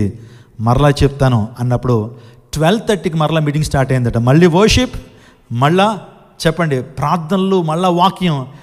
సో ఆ మీటింగ్ అయ్యేటప్పటికి ఉదయం 4 అయింది. లుక్ ఎట్ దిస్ ఇంట్రెస్ట్, ఆసక్తి. దైవజనంలో ఒక 5 నిమిషాలు ఎక్కువ చెప్తే మనం చాలా విసుక్కుంటాం, వర్డ్ రిసీవ్ చేసుకోవడానికి చాలా ఇబ్బంది పడతాం. మరి దేవునికి నువ్వు సమయాన్ని ఇవ్వకపోతే దేవుడు నీకు ఎలా సమయాన్ని ఇస్తాడు? దేవుని సన్నిధిలో కూర్చోలేకపోతే దేవుడు నీ గురించి ఆలోచన చేసే విషయంలో ఆయన కూడా సమయాన్ని వెచ్చించలేడేమో. ఒక సంఘ పెద్ద గారు వాస్తవానికి ఆయనకు దర్శనం వచ్చిందట, చర్చ్ డీకన్కి వస్తే వాస్తవానికి ఆయన పరలోక రాజ్యానికి ఆ కళ్ళలో వెళ్ళాడు. వెళ్ళిన తర్వాత పరలోక రాజ్యానికి ముందే కొంతమంది దేవదూతలు ఉంటారు. వాళ్ళ దగ్గర ఏం బుక్ ఉంటుంది? ద బుక్ ఆఫ్ లైఫ్ ఉంటుంది కదండి, జీవగ్రంథం. ఆ జీవగ్రంథంలో ఎవరి పేర్లు అయితే ఉంటాయో వారిలో లోపలికి అనుమతించాలి. ఇతడు చర్చ్ ఎల్డర్ని కాబట్టి నేను అని చెప్పి ఆ లోపలికి వెళ్ళిపోతుంటే ఆగన్నారట దేవుని దూతలు. ఆగన్నప్పుడు ఏంటి ఎక్కడికి వెళ్తున్నావు, ఏంటి పరిస్థితి అంటే నేను పలానా జైన్ చర్చ్లో నేను చర్చ్ ఎల్డర్ని అన్నాడట. అది కాదు, నువ్వు జైన్ చర్చ్లో కావచ్చు, లేకపోతే పెద్ద బిలీగ్రామ్ గారి చర్చ్లో చర్చ్ డీకన్ అవ్వచ్చు, కానీ ఈ గ్రంథంలో నీ పేరు ఉంటేనే దేవుని రాజ్యానికి వెళ్తావు అంటే అది చూసుకోండి నా పేరు పాల్ ఇమాన్యుయల్ అన్నాడట. చూస్తున్నారు, మొత్తం చూస్తామనంటే ఎక్కడ కనపట్లా. సంఘ రిజిస్టార్లో ఉంది, పాస్టర్ గారి డైరీలో ఉంది, నిజంగా అన్ని చోట్ల ఈయన పేరు ఉంది, కానీ జీవగ్రంథంలో ఈయన పేరు లేదు. అంటే కారణం ఏంటి? ఈయన రక్షణ పొందలా, ఈయన మారు మనసు అనుభవం లేదు, ఈయనకి దేవునితో నడిచేటువంటి అనుభవం లేదు, కానీ సంఘ పెద్దగా చలామణి అవుతున్నాడు ఆయన. సో లేదు, మన పేరు ఉండకపోవడం ఏంటి? మన చర్చ్లో చాలా ప్రామినెంట్ పర్సన్ నేను, మా చర్చ్లో ఫ్యాన్లు నేనే స్పాన్సర్ చేశాను, పాస్టర్ గారికి ప్రతి ఆదివారం టైత్ని ఇస్తాను అది అని చెప్తున్నాడు. లేదయ్యా, నీ పేరుంటే పంపించకపోవడానికి ఏంటి అని అంటే వేరే పుస్తకాలు చూడండి అంటాడట. నేను దేవునితోనే అడుగుతాను, యేసయ్యతోనే అడుగుతానని చెప్పి గొడవ పెట్టుకున్న టైంలో ప్రభు దగ్గరికి ఈ విషయం వెళ్ళింది. పలానా వ్యక్తి దేవుని రాజ్యానికి వస్తున్నాడు అయ్యా, కానీ అతని పేరు ఎందులో లేదు, జీవగ్రంథంలో లేదు అంటే దేవుడు అన్నాడట, ఇతను భూమి మీద ఉన్నప్పుడు పాస్టర్ గారు అయ్యా ఈరోజు సెల్ గ్రూప్ ఉంది, రావాలి మీరు, పరిచర్యకి వెళ్దాం రండి అంటే టైం లేదనేవాడట. దేవుని కార్యాలకి ఏం చెప్పేవాడు? ఐ డోంట్ హ్యావ్ టైం అని చెప్పేవాడు. ఎప్పుడు కూడా ఏదన్నా కార్యం జరుగుతుంటే మందిరానికి రావడానికి టైం లేదు, స్వాత ప్రకటిద్దామంటే టైం లేదు, ఆ తర్వాత మీరు దేవుని యొక్క వాక్యాన్ని చదవండి అని దేవుని కార్యాల కొరకు దైవజనుడు ఎప్పుడైతే ఆఫర్ చేశాడో టైం లేదు లేదు లేదు అనేవాడట. ఇప్పుడు దేవుడు కూడా అయితే ఒకసారి ఆయన దగ్గరికి పిలిపించండి అన్నప్పుడు దేవుడు వచ్చి చెప్పాడట, అయ్యా జీవగ్రంథంలో చాలాసార్లు నీ పేరు రాద్దాం అనుకున్నాను, నాకు టైం లేదయ్యా అన్నాడట. Are you getting this? జీవగ్రంథంలో నీ పేరు కూడా చాలా సందర్భాల్లో రాద్దాం అనుకున్నాను, నాకు టైం లేదయ్యా. మీరు బాధపడిన ఒక మాట చెప్తాను, వచ్చే సంవత్సరం నన్ను రికమెండ్ చేయకపోయినా పర్లేదు మీ చర్చ్కి. దేవునికి టైం లేదని చెప్పొద్దండి, దేవుని కార్యాలకి టైం లేదని చెప్పొద్దు. యంగ్స్టర్స్, దేవుని దేవజనుడి దేవుడు ప్రేరేపించి ఒక పని మీకు అప్పగిస్తున్నప్పుడు ఊసిపోక అప్పగించడు ఆయన. దేవుని ప్రేరేపణ ద్వారానే ఆ టాస్క్ మీకు ఇస్తాడు. అప్పుడు టైం లేదని చెప్పొద్దు. ఎవరికన్నా ఫ్రెండ్స్కి టైం లేదని చెప్పండి, లేకపోతే నీ బాస్కి టైం లేదని చెప్పండి, పర్లేదు, కానీ దేవునికి మాత్రం టైం లేదని చెప్పొద్దు. ఎందుకంటే టైం ఆయన చేతిలో ఉంది. మన టైం ఆపేస్తే మనం చేసేది ఏమీ లేదు. అందుని బట్టి వెంటనే మెలకు వచ్చిందట ఆయనకి. వచ్చేటప్పటికి ఆ రోజు నుంచి దేవునికి ఏమిస్తున్నాడు? టైం ఇస్తున్నాడు. When you give your time, God would spend his time to bless you. దేవుని దీవించడానికి టైం వెచ్చిస్తాడు. ఆసక్తి విషయంలో మాంద్యులు కాక ఆత్మ యందు తీవ్రత కలిగి ఉండాలి. ప్రార్థన యందు తీవ్రత, వాక్యం కొరకు తీవ్రత, వాక్యం కొరకు ఆసక్తి. చెప్పడానికి సమయం లేదు. ప్రభు కార్యాలు యందు ఆసక్తి. ఈ మాట చదుదాం, 1 కొరింథీయులకు రాసిన పత్రిక 15:58 చదువుదాం. కాగా నా ప్రియ సహోదరులారా, మీ ప్రయాసం ప్రభునందు వ్యర్థము కాదని ఎరిగి స్థిరులను కదలని వారును ప్రభు కార్యాభివృద్ధి నందు ఎప్పటికీ, ఒక ఆదివారం ఆసక్తి ఉండి వచ్చేవారం ఆసక్తి తగ్గిపోవడానికి వీల్లేదు. ఎప్పటికీ అంటిల్ హిస్ డే కమ్స్, ఆ దినము వచ్చే వరకు, స్తోత్రం చెప్పండి హల్లెలూయా, ఆ దినము వచ్చే వరకు మనం ఆసక్తి విషయంలో మాంద్యులు కాక ఆత్మయందు తీవ్రత కలిగి ఉండాలి. ప్రభువుని సేవించండి, ఆత్మయందు తీవ్రత, ఆ ఇంటెన్సిటీ. నువ్వు ఆరాధిస్తున్నప్పుడు ఆ ఇంటెన్సిటీ నీ ముఖంలో కనబడాలా. దేవుని వాక్యం నుండి ఆసక్తి కనబడాలా. ప్రార్థన చేస్తున్నప్పుడు ఆసక్తి కనబడాలి. ఆసక్తి ద్వారా దేవుడు గొప్ప కార్యాలు మన జీవితంలో జరిగిస్తాడు. నెహెమ్యాకి చాలా వర్క్స్ ఉన్నాయి ఆయనకి. నేను చెప్పాను కదా, ఈ వాజ్ నాట్ ఆర్డినరీ. రాజుతో ఆయన అపాయింట్మెంట్ దొరుకుతుంది, కానీ నెహెమ్యా గారి అపాయింట్మెంట్ దొరకదు. కొంతమంది పిఏల అపాయింట్మెంట్లు దొరకవండి, ఎందుకంటే వాళ్ళు చాలా బిజీ ఉంటారు వాళ్ళు. ఈ యొక్క నెహెమ్యా కూడా అలాంటి వాడే. సో అపాయింట్మెంట్ దొరకదు ఎవరికి. అలాంటి వ్యక్తి కూడా ఆయన సెలవు తీసుకున్నాడు, రాజు దగ్గర సెలవు తీసుకుని 52 రోజులు జెరూసలేంకి వచ్చేసి అక్కడ ప్రాకారాన్ని ఏం చేశాడు? కట్టించాడు. అంటే ఆసక్తి ఉంది. నీ జీవితంలో కూడా దేవుని కార్యాలు పొందుకోవాలంటే నీకు దేవుని కార్యాల పట్ల నీకు ఆసక్తి ఉండాలి. దేవుని సన్నిధికి రావడానికి ఆసక్తి ఉండాలి. మా చర్చ్లో చాలామంది అప్పుడప్పుడు సడన్గా చర్చ్ మానేస్తారు. ఏంటి బ్రదర్ చర్చ్ మానేశారంటే, ఈరోజు నా ఆఫీస్లో ఓటీ ఉందండి, ఓవర్ టైం, అది చేస్తే నాకు డబుల్ పేమెంట్ వస్తుంది, డబుల్ పే వస్తుంది. కానీ అతని ఐడియాలజీ ఏంటో తెలుసా? దేవుని సన్నిధికి రాకుండా అతడు ద్రవ్యాన్ని సంపాదించాలనుకున్నాడు. అది నిలుస్తుందా? దేవుని సన్నిధి ఆ ఎక్స్ట్రా పేమెంట్ కంటే గొప్పది కాదా? నువ్వు దేవుని సన్నిధికి రావాలి ప్రతి ఆదివారం కూడా. ప్రతి ఆదివారం కూడా దేవుని సన్నిధిలో కనపడాలి. ఆ పునరుత్థానాన్ని దినాన్ని ఏం చేయకూడదు, నిర్లక్ష్యం చేయకూడదు. Sunday is not only holiday but it's a holiday అన్నాడు దేవుని ఒక సేవకుడు. ఇది పరిశుద్ధ దినము, పరిశుద్ధంగా మనం ఆచరించాలి. దేవుని మందిరానికి 600 అయినా 106 అయినా, నువ్వు ఎప్పుడైనా ఐసీయూలో ఆ డెత్ బెడ్ మీద ఉంటే తప్పించి నువ్వు ఎప్పుడు మందిరానికి మానడానికి వీల్లేదు. ఒక $1000 నీకు ఎక్స్ట్రా వస్తున్నా సరే దేవుని సన్నిధినే ఉత్తమంగా భావించాలి. అప్పుడే దేవుని కార్యాలు నీ జీవితంలో జరుగుతాయి. తిరిగి ప్రాకారాలు తిరిగి కట్టబడతాయి. Praise God, hallelujah. God honours people those who honour him, God despise people those who despise him. దేవుని గణపరిచేటువంటి వారిని దేవుడు ఏం చేస్తాడు? గణపరుస్తాడు. సౌలు దేవుని గణపరచలా, కర్ణపిశాచుల దగ్గరికి వెళ్ళాడు, మాంత్రిక శక్తులకి శుద్రపూజల దగ్గరికి వెళ్ళి విచారణ చేశాడు. కానీ దావీదు అయితే తన సమస్య వచ్చినప్పుడు ఎవరి యందు విచారణ చేశాడు? అందులో పెట్టే దావీదు అంతకంతకు వర్ధిల్లను, సౌలు కుటుంబం అంతకంతకు నీరసిల్లిపోయాను. సౌలు దేవుని మాట వినలేదు. వద్దయ్యా, అక్కడి నుంచి ఏమీ తీసుకురావద్దు, యుద్ధంలో గెలిచావు, అక్కడి నుంచి ఏమీ తీసుకురావద్దు అంటే తీసుకొచ్చాడు. మంచిగా బలిసినటువంటివి ఉన్నాయి, మంచి మీట్కి వస్తాయి, అందుని బట్టి తీసుకొచ్చాడు. కానీ దేవుని మాట విధేయత చూపించలేదు. నీ జీవితంలో దేవుని ఆనర్ చేస్తున్నట్టు నీకు ఎప్పుడు అర్థమవుతుంది? నువ్వు దేవుని మాటకు విధేయత చూపిస్తున్నావా? దేవుని మాటకు విధేయత చూపిస్తే దేవుని ఆనర్ చేసినట్లు. Obedience is better than sacrifice. ఆశీర్వాదం నీ యొక్క విధేయత మీద ఆధారపడి ఉంది. పేతురు రాత్రంతా కూడా చేపలు పట్టాడు, ఒక్క చేప కూడా పడలా. కానీ దేవుని మాట చొప్పున లెట్ దై వర్డ్, నీ మాట చొప్పున నేను వలేస్తానన్నాడు. విస్తారమైన చేపల రాశిని పొందుకున్నాడు. 10 మంది కుష్ఠరోగులు యేసు ప్రభు దగ్గరికి వచ్చారు. ప్రభు అన్నారు, యాజకుని కనపరుచుకోండి అన్నాడు. రాగానే వారి నెత్తి మీద చేసి షేక్ చేసి ప్రార్థన చేసేలా, వీళ్ళు మాటకు విధేయత చూపిస్తారు లేదో టెస్ట్ చేశాడు. వెళ్ళండి అయ్యా, యాజకుని కనపరుచుకోనండి, ప్రీస్ట్ కనపరుచుకోనండి. వెంటనే క్వశ్చన్ వస్తుంది, ఏంటో తెలుసా? మేము పాళెంలోకి వెళ్ళాం కదయ్యా, మమ్మల్ని రానివ్వరు కదా, మేము అన్టచబుల్స్ కదా, మేము కుష్ఠరోగులం కదా, రానివ్వరు కదా అని ప్రశ్నలు వచ్చి ఉంటాయి. కానీ దేవుని మాట చొప్పున వెళ్దాం అంతే. మాట ఇచ్చినటువంటి వాడు ఆయన మార్గాన్ని సుగమం చేస్తాడని వెళ్ళారు. మార్గం మధ్యలోనే హీల్ అయిపోయారు. హల్లెలూయా. ఈరోజు విధేయత, విధేయత. దేవుని సేవకుడు పుల్పిట్ నుంచి ఒక మాట రిలీజ్ చేస్తున్నాడంటే, సంఘానికి ఒక మాట చెప్తానప్పుడు దేవుని మాటగా భావించి విధేయత చూపించాలి. అప్పుడే ఆశీర్వాదం. ఊరికినే రావు ఆశీర్వాదాలు, ఊరికినే తేరగా వచ్చే ఆశీర్వాదాలు నీ యొక్క విశ్వాసం మీద, ఆసక్తి మీద, నువ్వు దేవుని ఘనపరిచే విధానం మీద ఆధారపడి ఉంటాయి ఆశీర్వాదాలు. కాబట్టి తన జీవితంలో ఏమంటే ఆసక్తి ఉంది. మూడోదిగా చెప్తున్నాను ఏంటంటే, ఆ యొక్క యెరూషలేం ప్రాకారం తిరిగి కట్టబడడానికి, నీ జీవితాల్లో కూడా జీవితాలు మరలా తిరిగి కట్టబడడానికి మూడోదిగా పురికొల్పు, అదే రీతిగా సిద్ధపాటు ఉంది. నెహెమ్యాలో ఏముంది? పురికొల్పేటువంటి అనుభవం. కట్టుదము రండి, ప్రైజ్ గాడ్, హల్లెలూయా. లెట్ us బిల్డ్, ఈ మాట అందరూ అనండి, లెట్ us బిల్డ్. ఈరోజు నీ కుటుంబాన్ని పురికొల్పుతున్నావా? నీ బిడ్డలను పురికొల్పుతున్నావా? ఈరోజు చాలామంది బిడ్డలండి, వాళ్ళకి చదువులండి, వారికి ఉద్యోగాలండి, వారు మందిరానికి రాలేరండి. ఏది నీ పురికొల్పేది? దేవుడు నీ బిడ్డలను బట్టి రేపు దేవుడిని లెక్కడగడా? వాళ్ళని బాల్యం నుంచి దేవునిలో పెంచొద్దా? నువ్వు వాళ్ళని దేవుని శిక్షలో బోధలో పెంచొద్దా?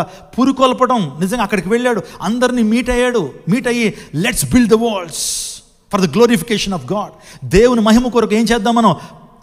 కట్టుదాము రండి, let us build the walls. నీవు దేవుని ఆత్మతో నింపబడినప్పుడు నీకు భారం ఉంటుంది, సంఘం పట్ల భారం ఉంటుంది, దేవుని స్వార్థ పరిచర్ల పట్ల భారం ఉంటుంది. ఎవరైనా బ్యాక్ స్లైడర్స్ ఉంటే వారి దగ్గరికి వెళ్ళి మాట్లాడి, ఎందుకు రావట్లేదు బ్రదర్ మీరు అని భారంతో పురుకొల్పుతావు, మోటివేట్ చేస్తావు. మా నాన్నగారి సంఘంలో ఒక ప్రియ సహోదరు ఉన్నారండి. ఆమె ఏం చేస్తుంది తెలుసా? స్త్రీల్లో ఎవరు బ్యాక్ స్లైడ్ అని అవుతున్నారు, ఎవరు రావట్లేదు, మందిరానికి రావట్లేదు అని గమనించుకుని శనివారం కానీ వారి ఇంటికి వెళ్తుంది. వెళ్ళి, సిస్టర్ గారు ఎలా ఉన్నారు, ఎందుకు రావట్లేదు, ఏంటి సమస్యలు ఏంటి అంటే వాళ్ళు చెప్తారు, పిల్లలండి, ఆదివారం మీ బ్రదర్ గారేమో డ్యూటీకి వెళ్ళాలి, ఏవో అవంతరాలు చెప్తారు, పనులు ఎక్కువైపోతున్నాయి. ఆదివారమే మీ బ్రదర్ గారేమో అన్నీ తీసుకొస్తారు, మటను, చికెను, ప్రాన్స్, ఫిష్ అన్నీ ఆదివారం తీసుకొస్తారు, వాటిని అన్నీ వండి పెట్టాలి కదా, ఒకరోజు కదా హాలిడే అని చెప్పి ఇవన్నీ చెప్తా ఉన్నప్పుడు వాళ్ళతో మాట్లాడి, ఒకవేళ నేను మీకు సహాయం చేస్తానండి, ఎర్లీగా మీ ఇంటికి వస్తాను, మీరు నేను వంట చేద్దాం, కానీ దేవుని మందిరానికి మానొద్దండి. దేవుని మందిరానికి మానితే దేవుని ఆశీర్వాదాలు కోల్పోతారు. సాతానుడు ఒక్క ఆదివారం నీకు మానేస్తే 4 ఆదివారాలు వెనక్కి లాక్కెళ్ళిపోతాడు వాడు. అందుని బట్టి పురికొల్పి అలాంటి వానందరినీ సంఘాన్ని తీసుకొస్తుందండి. స్తోత్రం చెప్పండి, హల్లెలూయా. కాబట్టి ఆ పురికొల్పు ఉందా? నువ్వు దేవుని ఆత్మతో నింపబడిన ఆ భారం ఉంటుంది, ఆత్మల పట్ల భారం, ప్రసవ వేదన, నశించిపోతున్న ఆత్మల పట్ల భారాన్ని కలిగి ఉంటావు, ప్రసవ వేదన కలిగి ఉంటావు. అనేక మంది నశించిపోతుంటే వారి పట్ల భారాన్ని కలిగి ఉంటావు, ఆత్మల పట్ల పరితాపం. అపోస్తలుడైన పౌలు ఏథెన్స్ పట్టణానికి వెళ్ళినప్పుడు పరితాపం, ఏడ్చాడట. అయ్యో, ఈ ప్రజలందరూ కూడా భయంకర విగ్రహారాధన చేస్తున్నారే, సత్యం తెలియదు వీరికి, ప్రభు యొక్క దైవత్వం తెలియదు, ఆయన సాటి లేని తనం గురించి తెలియదు, ఆయన గొప్ప దేవుడని, మృత్యుంజయుడని, పరిశుద్ధుడని వీళ్ళకి తెలియదే. మోగ విగ్రహాలను పూజిస్తున్నారు, వ్యర్థమైనటువంటి సృష్టిని పూజిస్తున్నారు, వారే అదే సత్యం అనుకుని వారు ముందుకు వెళ్తున్నారు అని చెప్పి పరితాపంతో నింపబడ్డ ఆత్మల పట్ల భారం కలిగిన ప్రసవ వేదన. మన ప్రభువైన యేసుక్రీస్తు ప్రభు వారు ప్రసవ వేదన చెందాడు కాబట్టి మనం ఆత్మలో తిరిగి జన్మించబడ్డాం. కలువరిగిరి మీద ఆయన ప్రసవ వేదన చెందాడైనా, ఆ ప్రసవ వేదన ద్వారా అక్షయ బీజం నుంచి మనం పుట్టాం. ఆయన ప్రసవ వేదన చెందాడు కాబట్టి, సిలువలో ఆ గొప్ప వేదన ఆయన చెందాడు కాబట్టి నువ్వు నేను కూడా ఆత్మలో తిరిగి జన్మించబడగలిగాం. మన జీవితంలో కూడా పురికొల్పు, సిద్ధపాటు ఉండాలి. ఇంకో మాట చెప్తున్నాను, యేసుక్రీస్తు ప్రభు రాకడ దినాల్లో మనం ఉన్నాం, అంత్య దినాల్లో ఉన్నాం, కడవరి దినాల్లో ఉన్నాం. ప్రభువారు చెప్పిన ప్రతి రాకడ సూచన నెరవేర్చబడుతుంది. మత్తయి సువార్త 24వ అధ్యాయంలో శిష్యులు యేసు ప్రభు దగ్గరికి వెళ్ళి అడిగారు, యుగ సమాప్తికి సూచనలు ఏంటయ్యా? యుగాంతం అవుతుంది కదా, యుగాంతం వస్తుందని చెప్తున్నావు, సూచనలు ఏంటనంటే ప్రభువారు చాలా క్యాండిడ్గా, చాలా క్లియర్గా చాలా విషయాలు చెప్తూ వచ్చాడు.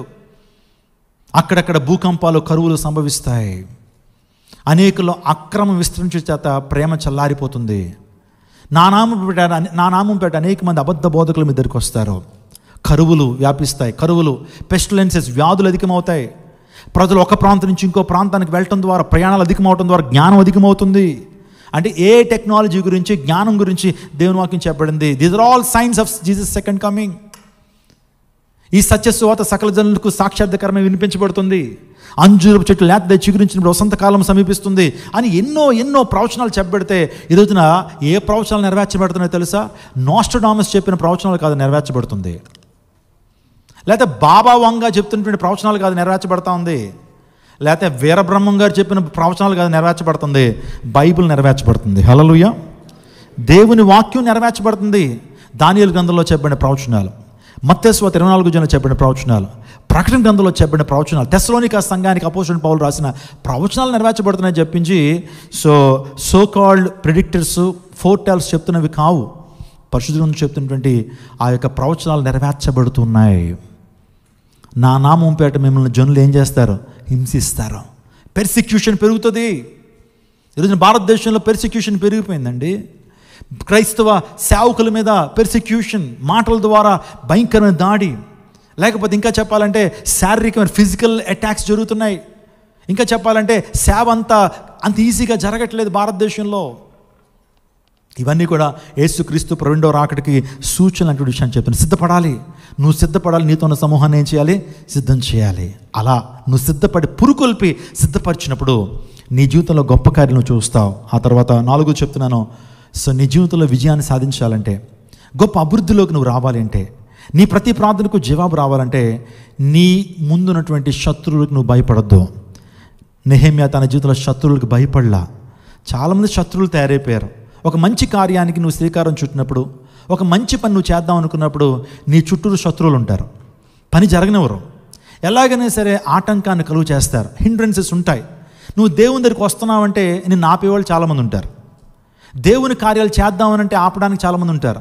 దేవుని కొరకు ఏదన్నా ఒక మంచి గిఫ్ట్, ఒక బహుమానాన్ని, మంచి ఆఫరింగ్ని ఇద్దాం అనుకుంటే నీ భార్య ఒప్పుకోదు, లేకపోతే నీ భర్తే ఒప్పుకోడు. చాలా అడ్డంకులు ఉంటాయి, చాలా ఆటంకాలు ఉంటాయి. కానీ నీ జీవితంలో ఆటంకాలను అధిగమించాలి. శత్రువులకు మాత్రం భయపడొద్దు. Don't fear about your enemies. Nehemiah చేసింది అదే. శత్రువులకి భయపడలేదు. ఎగతాళి చేశారు, తిరుగుబాటు చేస్తున్నారు. వారిలో ప్రాముఖ్యంగా చెప్పాలంటే సన్బల్లటు. ఈ మాట చెప్పండి. ఏ అటు? సన్బల్లటు, టోబియా, ఆ తర్వాత గెషేమ్. ఈ ముగ్గురు, వీళ్ళందరూ కూడా దేవుని సైడ్ మీద తిరుగుబాటు చేశారు. నెహెమ్యా మీద తిరుగుబాటు చేశారు. ఏం కడతావు 52 రోజుల్లో, ఈ ప్రాకారాలు కట్టడం అంటే చిన్న విషయమా అని చెప్పి చాలా అడ్డంకులు, చాలా హేళనగా మాట్లాడారు. అయినప్పటికీ కూడా శత్రువులకు భయపడలేదు. Praise the Lord. హల్లెలూయా. మీరు ఇంటికి వెళ్ళిన తర్వాత నెహెమ్యా 4వ చదవండి. వాళ్ళు ఎంత సర్కాస్టిక్గా మాట్లాడతారంటే, ఆఫ్టర్ ఆల్ ఒక నక్కెగిరితే చాలు పడిపోతాయి అన్నారు వాల్స్. ఇంత కష్టపడి కడతా ఉండంటే నక్కెగిరితే ఏమవుతుందంటే పడిపోతాయట. ప్రజలు ఎగతాళి చేస్తారు, మాక్ చేస్తారండి. ప్రజల నైజం ఎలాంటిది? నువ్వు దేవుని కోసం నడుస్తున్నప్పుడు ఎంతకాలం చేస్తావో చూస్తాం భక్తి, ఎంతకాలం ఉంటావో మేము చూస్తాం అంటా ఉంటారు. వాడిని పట్టించుకోవద్దు. శత్రువులకు భయపడద్దు. యుద్ధము యెహోవాదే. Praise God. హల్లెలూయా. నీకు విరోధంగా రూపించబడిన ఆయుధం వర్ధలు. మీ జీవితంలో సమస్యలు ఉన్నాయి, మీ జీవితంలో వ్యాధులు ఉన్నాయి, మీ జీవితంలో ఆర్థికపరమైన ఇబ్బందులు ఉన్నాయి, మీ జీవితంలో చాలా ఛాలెంజెస్ ఉన్నాయి. Physical, emotional and psychological and parenting maybe your challenging. చాలా ఛాలెంజెస్ నీ జీవితంలో ఉన్నాయి. ఈ ఛాలెంజెస్ నీ జ్ఞానంతో ఏనాడు కూడా నువ్వు ఓవర్కమ్ చేయలేవు. నీ జ్ఞానంతో ఏనాడు కూడా ఓవర్కమ్ చేయలేవు. When you submit your war in the hands of God, you can get victory. నీ యుద్ధాన్ని ఎవరి చేతిలో పెట్టాలి? ఎవరి చేతిలో పెట్టాలి? నీ సమస్యను ఎవరి చేతిలో పెట్టాలి? దేవుని చేతిలో పెట్టాలి. దేవుని మీద ఆధారపడాలి. దావీదు, సౌలు జీవితాన్ని మరొకసారి నేను ముందుకు తీసుకొస్తాను. సౌలు తెలుసు కదండి. సౌలు చాలా గ్రేట్ వారియర్. సౌలు వాస్తవానికి ఒక 2000 మెంబర్స్ సైన్యంలో నిలబడితే, సౌలు జస్ట్ ఇలా నిలబెడితే చాలు, అందరికంటే సౌలు భుజాలు ఎత్తుగా ఉంటాయండి. అంటే బ్రాడ్ షోల్డర్స్ ఇలా ఉంటాడు, 6 pack body, 7 feet height Saul. అతడే గొప్ప యుద్ధ వీరుడైతే ఆ వ్యక్తి కూడా భయపడ్డాడు ఒక వ్యక్తికి. అతడే ఫిలిస్టీన్ ఛాంపియన్ గొలాయత్. 6 మూరల జానుడు ఉన్నాడు. జస్ట్ ఇమాజిన్, ఈ రూఫ్ ఎంత ఉందో అంత ఉన్నాడండి. మనిషి ఎంత ఎత్తుంటే మనకి ఎలా ఉంటుంది చూడండి. ఒక మనిషి అంత ఎత్తున్నాడు, అక్కడికి ఉన్నాడు అనుకోండి, ఎలా ఉంటుంది పరిస్థితి? మీరందరూ ఎలా చూడాలి? ఎలా చూడాలి కదా. ఆ వ్యక్తి ఎలా అనేటువంటి లోయలోకి వచ్చి శాసిస్తున్నాడు, సవాలు విసురుతున్నాడు. సున్నత లేనిటువంటి వాడు, దేవుని ఆత్మ లేనిటువంటి వాడు, అన్యుడు సవాలు విసురుతుంటే సౌలుకి కనీసం రోషం పౌరుషం లేకుండా గుడారంలోకి వెళ్ళి బ్లాంకెట్ కప్పుని పడుకున్నాడు. పడుకుని, రాజా ఏంటయ్యా 40 రోజుల నుంచి ఏం సవాలు విసురుతున్నాడు ఏంటనంటే, నాకు వాడి పేరు నా దగ్గర ఎత్తద్దు. ఇక్కడ 104 జ్వరం వస్తుందని చూస్తుంటే ఏం పోరాడతామయ్యా? వాడి దగ్గర ఉన్న వెపన్స్ మామూలుగా ఉన్నాయా? వాడి హైట్ ఏంటి, వాడి వెయిట్ ఏంటి, వాడి గేజ్ ఏంటి? ఇలాంటి వ్యక్తితో ఎలా పోరాడమంటావు అని చెప్పి ఎప్పుడు కూడా he was trying to perform a war on behalf of himself. తనకు తానుగానే చేయాలనుకుంటున్నాడు, కానీ ఈ వార్ దేవుని అనుకోవాలా. కానీ చిన్న బాలుడు, 16 years యంగ్ బాయ్, హైట్లో చిన్నోడు, 6 pack బాడీ లేదు, బ్రాడ్ షోల్డర్స్ లేవు, కనీసం కత్తి ఎలా తెప్పాలో కూడా తెలియదు, ఆర్మర్ ఎలా వేసుకోవాలో తెలియదు. ఆ వ్యక్తి వచ్చాడు, వచ్చి సమస్య చూశాడు. యాలాలో ఒకడు అరుస్తున్నాడు, గట్టిగా సవాలు విసురు. 40 రోజుల నుంచి ఒక్కడు ఎట్లా ఇజ్రాయెల్ నేషన్స్లోంచి ఒక్కళ్ళు వెళ్ళి పోరాటం చేయట్లా. తన అన్నలు కూడా, అభినాదాబు, షమ్మ, వీళ్ళు కూడా సైలెంట్ అయిపోయారు. వచ్చాడు, అన్నయ్య ఏంటని, ఏం జరుగుతుందో, వాడు ఎవడో అరుస్తున్నాడు ఏంటి, మన దేవుణ్ణి అంటున్నాడు ఏంటి, మన ప్రజలను అంటున్నాడు ఏంటి, ఏంటి సమస్య అంటే, లేదురా తమ్ముడు, తీసుకొచ్చావు కదా అమ్మ పంపించిన జున్ను ముక్కలు రొట్టె ముక్కలు తీసుకొచ్చావు, ఇచ్చావు, వెళ్ళి గొర్రెలు మేపుకో అంటే, లేదన్నయ్యా వాడి మాటలు నాకు చాలా రోషాన్ని కలుగు చేస్తున్నాయి. వాడు ఎవడన్నయ్యా? వాడెవడు? సున్నత లేనిటువంటి వాడు మన ప్రభువుని అంటానికి, మన సైన్యం మీద సవాల్ విసరానికి వాడు ఎవడన్నయ్యా? అప్పటికే సౌలు ఆల్రెడీ ఒకటి ప్రైజ్ మనీ అనౌన్స్ చేశాడు. ఎవరైతే గొల్యాతు మీద విజయాన్ని సాధిస్తారో వారికి నేను కూతుర్నిచ్చి పెళ్లి చేస్తాను, రాజ్యాన్ని ఇస్తానన్నాడు. తెలియదు అది కూడా. వెంటనే రోషంతో వెళ్ళి, మీరు నమ్ముతారండి? సో సౌలు అయితే గుడారంలో దుప్పటి కప్పును పడుకున్నాడు, బ్లాంకెట్ కప్పును కప్పుకున్నాడు. కానీ దావీదైతే ఏలాలోకి పరిగెత్తుకుంటూ వెళ్తున్నాడు, యుద్ధం చేయడానికి పరిగెత్తుకుంటూ వెళ్తున్నాడు. ఇతని మైండ్లో ఉన్న కాన్సెప్ట్ ఏంటో తెలుసా? సో ఇతని మైండ్లో ఉన్నటువంటి ఆ యొక్క ఆలోచన అంటే, నేను యుద్ధం చేయను, వెళ్ళి నిలబడతానంతే, నా పక్షాన ప్రభు యుద్ధం చేస్తాడు. War belongs to God. Hallelujah. దేవుడే యుద్ధం చేస్తాడు. కానీ సౌలు ఉద్దేశం ఏంటి? దేవుని మీద ఆధారపట్ల నేనే యుద్ధం చేయాలి, నా శక్తి సరిపోద్దా, నా యొక్క స్ట్రెంగ్త్ సరిపోతాయా, ఆపర్చునిటీస్ ఏంటి, థ్రెట్స్ ఏంటి, వీక్నెస్ ఏంటి, ఇవి చూస్తున్నాడు, స్వాట్ అనాలిసిస్ చేస్తున్నాడు. డేవిడ్కి ఏం స్వాట్ అనాలిసిస్ లేవు. నేరుగా వెళ్ళి సో ఒడిసెలు తీసుకుని, స్లింగ్ తీసుకున్నాడు, రాయి పెట్టాడు. ప్రభువా, నేను నిమిత్తం మాత్రం ఈ రాయి వాడిని పడగొడుతుంది నేను నమ్మను, కానీ ఈ రాయిని ఒక AK-47 బుల్లెట్లా చేసేవాడు నువ్వే. స్తోత్రం చెప్పండి. కమాన్ చర్చ్. చిన్న రాయే, కానీ మధ్యలోకి వెళ్ళేటప్పటికి ఏమైంది? అది ఒక AK-58, AK-47 రైఫల్లో వెళ్ళింది. వెళ్ళి ఇక్కడ కొట్టేటప్పటికి వాస్తవానికి ముందుకు పడతాడు, వెనక్కి పడ్డాడు. ఒకవేళ వెనక్కి పడితే దావీదే యుద్ధం చేశాడు అనుకోవచ్చు, కానీ ముందుకు పడ్డాడు కాబట్టి దేవుడు వెనకాలను యుద్ధం చేశాడు. ఎప్పుడైతే అంత పెద్ద జైంట్ ఫిలిస్టిన్ ఛాంపియన్ కింద పడిపోయాడో పరిగెత్తుకుంటా వెళ్ళి, ఆ టైంలో దేవుడు అతనితో మాట్లాడుతున్నాడు. దేవుని ఆత్మ దావీదును అభిషేకించినప్పుడు పరిగెత్తుకుంటా వెళ్ళాడు. 6 మూరల జానుడు కలిగినటువంటి గొలియాతు యొక్క ఖడ్గాన్ని తీసి, ఆ ఖడ్గంతో తన తలనేం చేశాడు, నరికి తల పట్టుకుని లావస్తుంటే, great hero in the Israel, దావీదుకి 10,000 చేయాలి, సౌలుకి 1000 చేయాలి. వాస్తవానికి ఇజ్రాయెల్ ప్రజలు చాలా మంచివాళ్ళండి. ఏ యుద్ధం చేయనటువంటి సౌలుకు కూడా 1000 చేయాలన్నారు, బాధపడతాడని. కానీ సౌలు నిజంగా విషపు చూపు నిలిపాడు. స్టోరీ అంతా మనకు తెలుసు. మై డియర్ చర్చ్, నీ జీవితంలో సమస్య వచ్చినప్పుడు, నీ జీవితంలో ఇబ్బంది వచ్చినప్పుడు, ఏ ఇబ్బంది అయినా సరే, ఇది నేనే పరిష్కరించాలి, నేనే సాల్వ్ చేయాలి అనుకోవద్దు. మొదట దేవుని సన్నిధికి వచ్చాయి. ఆ ప్రాబ్లం ఏదైతే ఉందో, ఒకవేళ నీకు ఒక మెమో ఇచ్చాడా మీ సుపీరియర్, దాన్ని తీసుకొచ్చి ప్రభు సన్నిధిలోకి రా, లేకపోతే చర్చ్కి రా, అక్కడ పరుచు, ప్రార్థన చేయ. యెహోషాపాతు చేసింది అదే. భయపెట్టి లెటర్ రాశారు, నీ మీదకి వచ్చేస్తాం అనగానే ఏం చేశాడు? ఆ పత్రాన్ని తీసుకొచ్చి, ఆ లెటర్ని తీసుకొచ్చి ప్రభు సన్నిధిలో పరిచి ప్రార్థన చేశాడు. గొప్ప ఆన్సర్ ప్రభు నుంచి పొందుకున్నాడు. Praise God. హల్లెలూయా. శత్రువుకి భయపడద్దు. ఇంక ఫైనల్గా చెప్పి ముగిస్తాను. అది బలము తెచ్చుకున్నాడు. ఏం చేసుకున్నాడు? బలం. నెహెమ్యా 2:17-11 చదివితే బలము. ఈ రోజున మనల్ని బలపరిచే వాళ్ళు ఎవరు? పౌలు ఒక మాట అంటే ఫిలిప్పీ సంఘంతో ఒక మాట్లాడుతుంటాడు, ఏంటో తెలుసా? I can do all things through Christ who will strengthens me. నన్ను బలపరచు దేవుని సమస్తమును చేయగలను.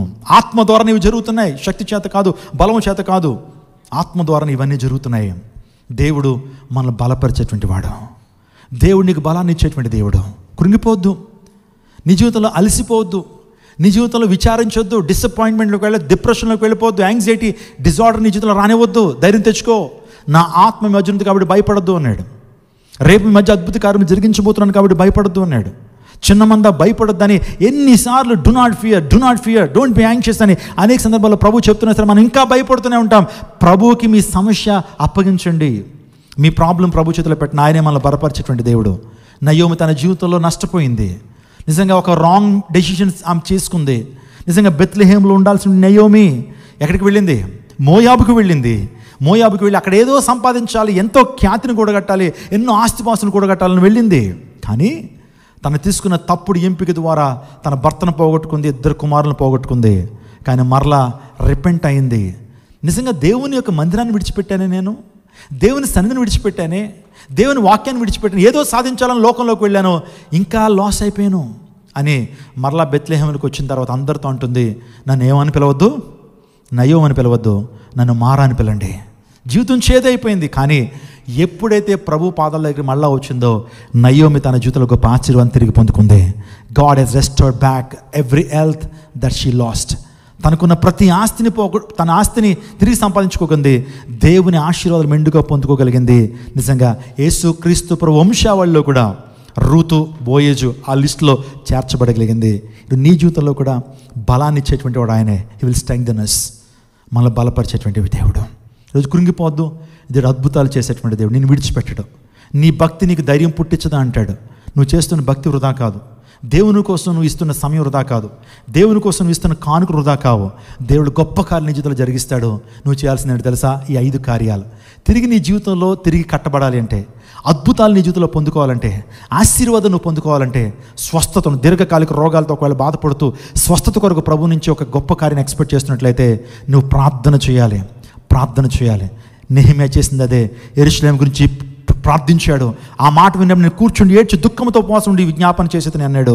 అందుని బట్టి రాజు రెస్పాండ్ అయిపోయాడు, రాజు జోక్యం చేసుకున్నాడు. రెండోదిగా ఆసక్తిని కనుపరిచాడు దేవుని కార్యాల పట్ల, దేవుని సన్నిధి పట్ల, ఆ తర్వాత వాక్యం పట్ల, ప్రార్థన పట్ల, ఆ తర్వాత సాక్ష్యం ఇచ్చుట్లో ఆసక్తి నువ్వు కనపరిచినప్పుడు దేవుని కార్యాలు జరుగుతాయి. ఆ తర్వాత మూడోదిగా పురికొల్పు, సిద్ధపాటు. నువ్వు పురుకొల్పాలి అనేక మందిని. ఇది ఒక మందిరంలో ఉన్నావంటే మిగతా వాళ్ళని ఏం చేయాలి? ఆధ్యాత్మికంగా పురుకొల్పాలి. కొంతమంది పెద్దవారు ఇక్కడ ఉన్నారు, యవనస్తులు చాలామంది వచ్చారు. వారి దగ్గరికి వెళ్ళి ప్రభు ఎక్కడి నుంచి వచ్చావు అని చెప్పి స్పిరిచువల్గా వాళ్ళని లీడ్ చేయడానికి దైవ సేవకుల దగ్గరికి వాళ్ళని తీసుకురావాలి. పురికొల్పు, ఆ సిద్ధపాటు. నువ్వు సిద్ధపడాలి, నీతో ఉన్న సమూహాన్ని సిద్ధం చేయాలి. నాలుగోదిగా శత్రువులకు భయపడొద్దు. నీ జీవితంలో శత్రువులు ఉంటారే, వారికి భయపడి దాక్కోవద్దు. కానీ యుద్ధం యెహోవాదే అనేటువంటి ఆ తాత్పర్యాన్ని కలిగి ముందుకు వెళ్ళు, విజయాన్ని సాధిస్తావు. తర్వాత బలం తెచ్చుకోవాలి. నెహెమ్యా బలం తెచ్చుకున్నాడట. చాలామంది డిసప్పాయింట్ చేసి పాడేశారు. ఏంటి కడతావు నువ్వు, ఇది మళ్ళీ నిలుస్తాయి అనుకుంటున్నావా, శత్రువు వచ్చి మళ్ళీ పాడేస్తాడు అని చెప్పి చాలా డిసప్పాయింటెడ్గా మాట్లాడారు. కానీ తనకు సెల్ఫ్ ఎంకరేజ్మెంట్ చేసుకున్నాడు, బలం తెచ్చుకున్నాడు. కాబట్టి ఈ 5 కార్యాలు మనం కూడా చేస్తే కనుక మన జీవితంలో గొప్ప కార్యాన్ని మనం చూడగలుగుతాం. దేవునికి అసాధ్యమైంది ఏది కూడా ఉండదండి. నువ్వు నిజంగా ఆయన కొరకు నమ్మకంగా జీవిస్తే దేవుడు నీ పట్ల కూడా తన నమ్మకత్వాన్ని నిరూపించుకుంటాడు. నిన్ను నీ బిడ్డను విడిచిపెట్టాడు. మా బిడ్డలకి ఇంకా పెళ్ళి అవ్వట్లేదు పాస్టర్ గారు అని ఒకవేళ అంటున్నాడవా, దేవుని సలో నువ్వు ప్రార్థన చేయి, ప్రభువా నా బిడ్డల పరిస్థితి అయ్యా అని చెప్తే దేవుడు అనూహ్యంగా దేవుడు గొప్ప ద్వారాలు తెరుస్తాడు. నేను దేవుని మహిమార్థమే చెప్తున్నాను. విజయవాడ పట్టణంలో 2018 సంవత్సరంలో చిన్న పరిచర్య మేము ప్రారంభించాం. అప్పుడు కూడా దైవజనులు వచ్చారు. 2018లో చాలా చిన్నది ఆ ప్లేస్. కానీ దేవుడు అనేక గొప్ప కార్యాలు, అంటే నేను చేస్తున్న ప్రార్థనలు బట్టి మాత్రమే కాదు, వారు విశ్వాసం. 22 సంవత్సరాల తర్వాత ఒక కుటుంబానికి దేవుడు గర్భఫలాన్ని ఇచ్చాడు. అనేక మంది యవనస్తులు రోజున సెటిల్ అవుతున్నారు. అనేక మంది వారి జీవితంలో జాబ్స్ లేనటువంటి వారు జాబ్స్ పొందుకుంటున్నారు. ఇంకా చెప్పాలంటే 14, 16, 18 సంవత్సరాల నుంచి గర్భఫలం లేనటువంటి వారు దేవుని మందిరానికి వచ్చి వాక్యం మీద వారి జీవితాన్ని కట్టుకోవడం ద్వారా వారి జీవితంలో గొప్ప అద్భుతాలను వారు చూస్తున్నారు. నా దగ్గరికి ఒక చిన్న వ్యాపారం వచ్చాడండి, 40 లక్షల రూపాయల అప్పు. చిన్న వాచ్లు రిపేర్ చేస్తాడు ఆ వ్యక్తి. వచ్చి ఏడుస్తున్నాడు, 40 లక్షలు అప్పు ఉందండి, చచ్చిపోవాలనిపిస్తుంది. ప్రతిరోజు వచ్చి నా భార్యను తిడతారు, పిల్లల్ని తిడతారు, రోడ్డు బయట నుంచి తిడతా ఉంటుంటే, అప్పు తీసుకున్నావు కదా, అప్పు కట్టవా, వడ్డీ కట్టవా అని తిడుతుంటే లోపల నుంచి బాధ అనిపిస్తుంది, చచ్చిపోవాలనిపిస్తుంది అండి. ఎవరో చెప్పారు దేవుని మందిరం ఇక్కడ ఉంది, వెళ్ళండి, దేవుని మాటలు వినండి, దేవుడి కార్యం చేస్తుంటే వచ్చాను అండి అన్నాడు ఒక నాన్ క్రిస్టియన్. నేను మాట చెప్పాను, నీ జీవితాన్ని ప్రభువుకి సమర్పించే, భయపడొద్దు, నీ జీవితాన్ని ప్రభువుకి సమర్పించు. నీ అప్పుల సమస్య ప్రభువు సమస్యలిస్తాడు. ఆయన ఎలాంటి ద్వారం తెరుస్తాడో నాకు తెలీదు, కానీ నువ్వు ప్రార్థన చేస్తే దేవుడు అనూహ్యమైనటువంటి ద్వారాలు తెరుస్తాడన్నాను. సో ఒక 3 వారాల తర్వాత నా దగ్గరికి వచ్చాడు. వచ్చి 20,000 రూపాయలు నా చేతిలో పెట్టి, మందిర నిర్మాణం కొరకు వాడండి, మందిర పరిచయం జరుగుతుంది కదా, మందిరం కట్టడం జరుగుతుంది కదా, 20,000 చేతిలో పెట్టాడు. నేను మొదట తీసుకోలేదండి, అతని సమస్య నాకు తెలుసు. బ్రదర్ ఇంత కానుకిస్తున్నారు, ఎలా తీసుకొచ్చారంటే, సో దేవుడు అనూహ్యమైనటువంటి గొప్ప ద్వారా నా జీవితంలో చేశాడు. 20 లక్షలు అప్పు తీర్చేశానండి. అందులో 20 లక్షలు అప్పు తీర్చాను కాబట్టి దేవునికి 20,000 ఇస్తున్నాను అన్నాడు. ప్రైజ్ గాడ్, హల్లెలూయా. ఆ తర్వాత 1 నెల తర్వాత ఇంకో 20,000 తీసుకొచ్చాడు. నాకు అర్థమైపోయింది, టోటల్గా అప్పు ఏమైపోయింది, మాఫీ అయిపోయింది. అనూహ్యమైనటువంటి ద్వారాలు దేవుడు తెరిచాడు. వాస్తవానికి వాళ్ళకి పల్లెటూరులో ఒక చిన్న సైట్ ఉందట, ఆయనకు ఉన్నదని కూడా తెలియదు. ఆ సైట్కి అసలు వాల్యూ రాదు, ఎక్కడో ఉంది, కానీ అక్కడి నుంచి ఒక చిన్న రోడ్డు పడిందట. రోడ్డు పడితే ఆ కుటుంబానికి అసలు లక్షల్లో ఉండేటువంటి కోట్లలో వచ్చింది. ఈయన షేర్ ఎంత వచ్చిందంటే కరెక్ట్గా 40 లక్షలు. ఆ 40 లక్షలు ఫస్ట్ 20 లక్షలు ఇచ్చారట, తర్వాత 20 లక్షలు ఇచ్చారు. కట్టేసి ఈ రోజున చర్చ్లో 2వ రోలో కూర్చుంటాడు ఆయన, మొత్తం ఫ్యామిలీ అంతా కూడా.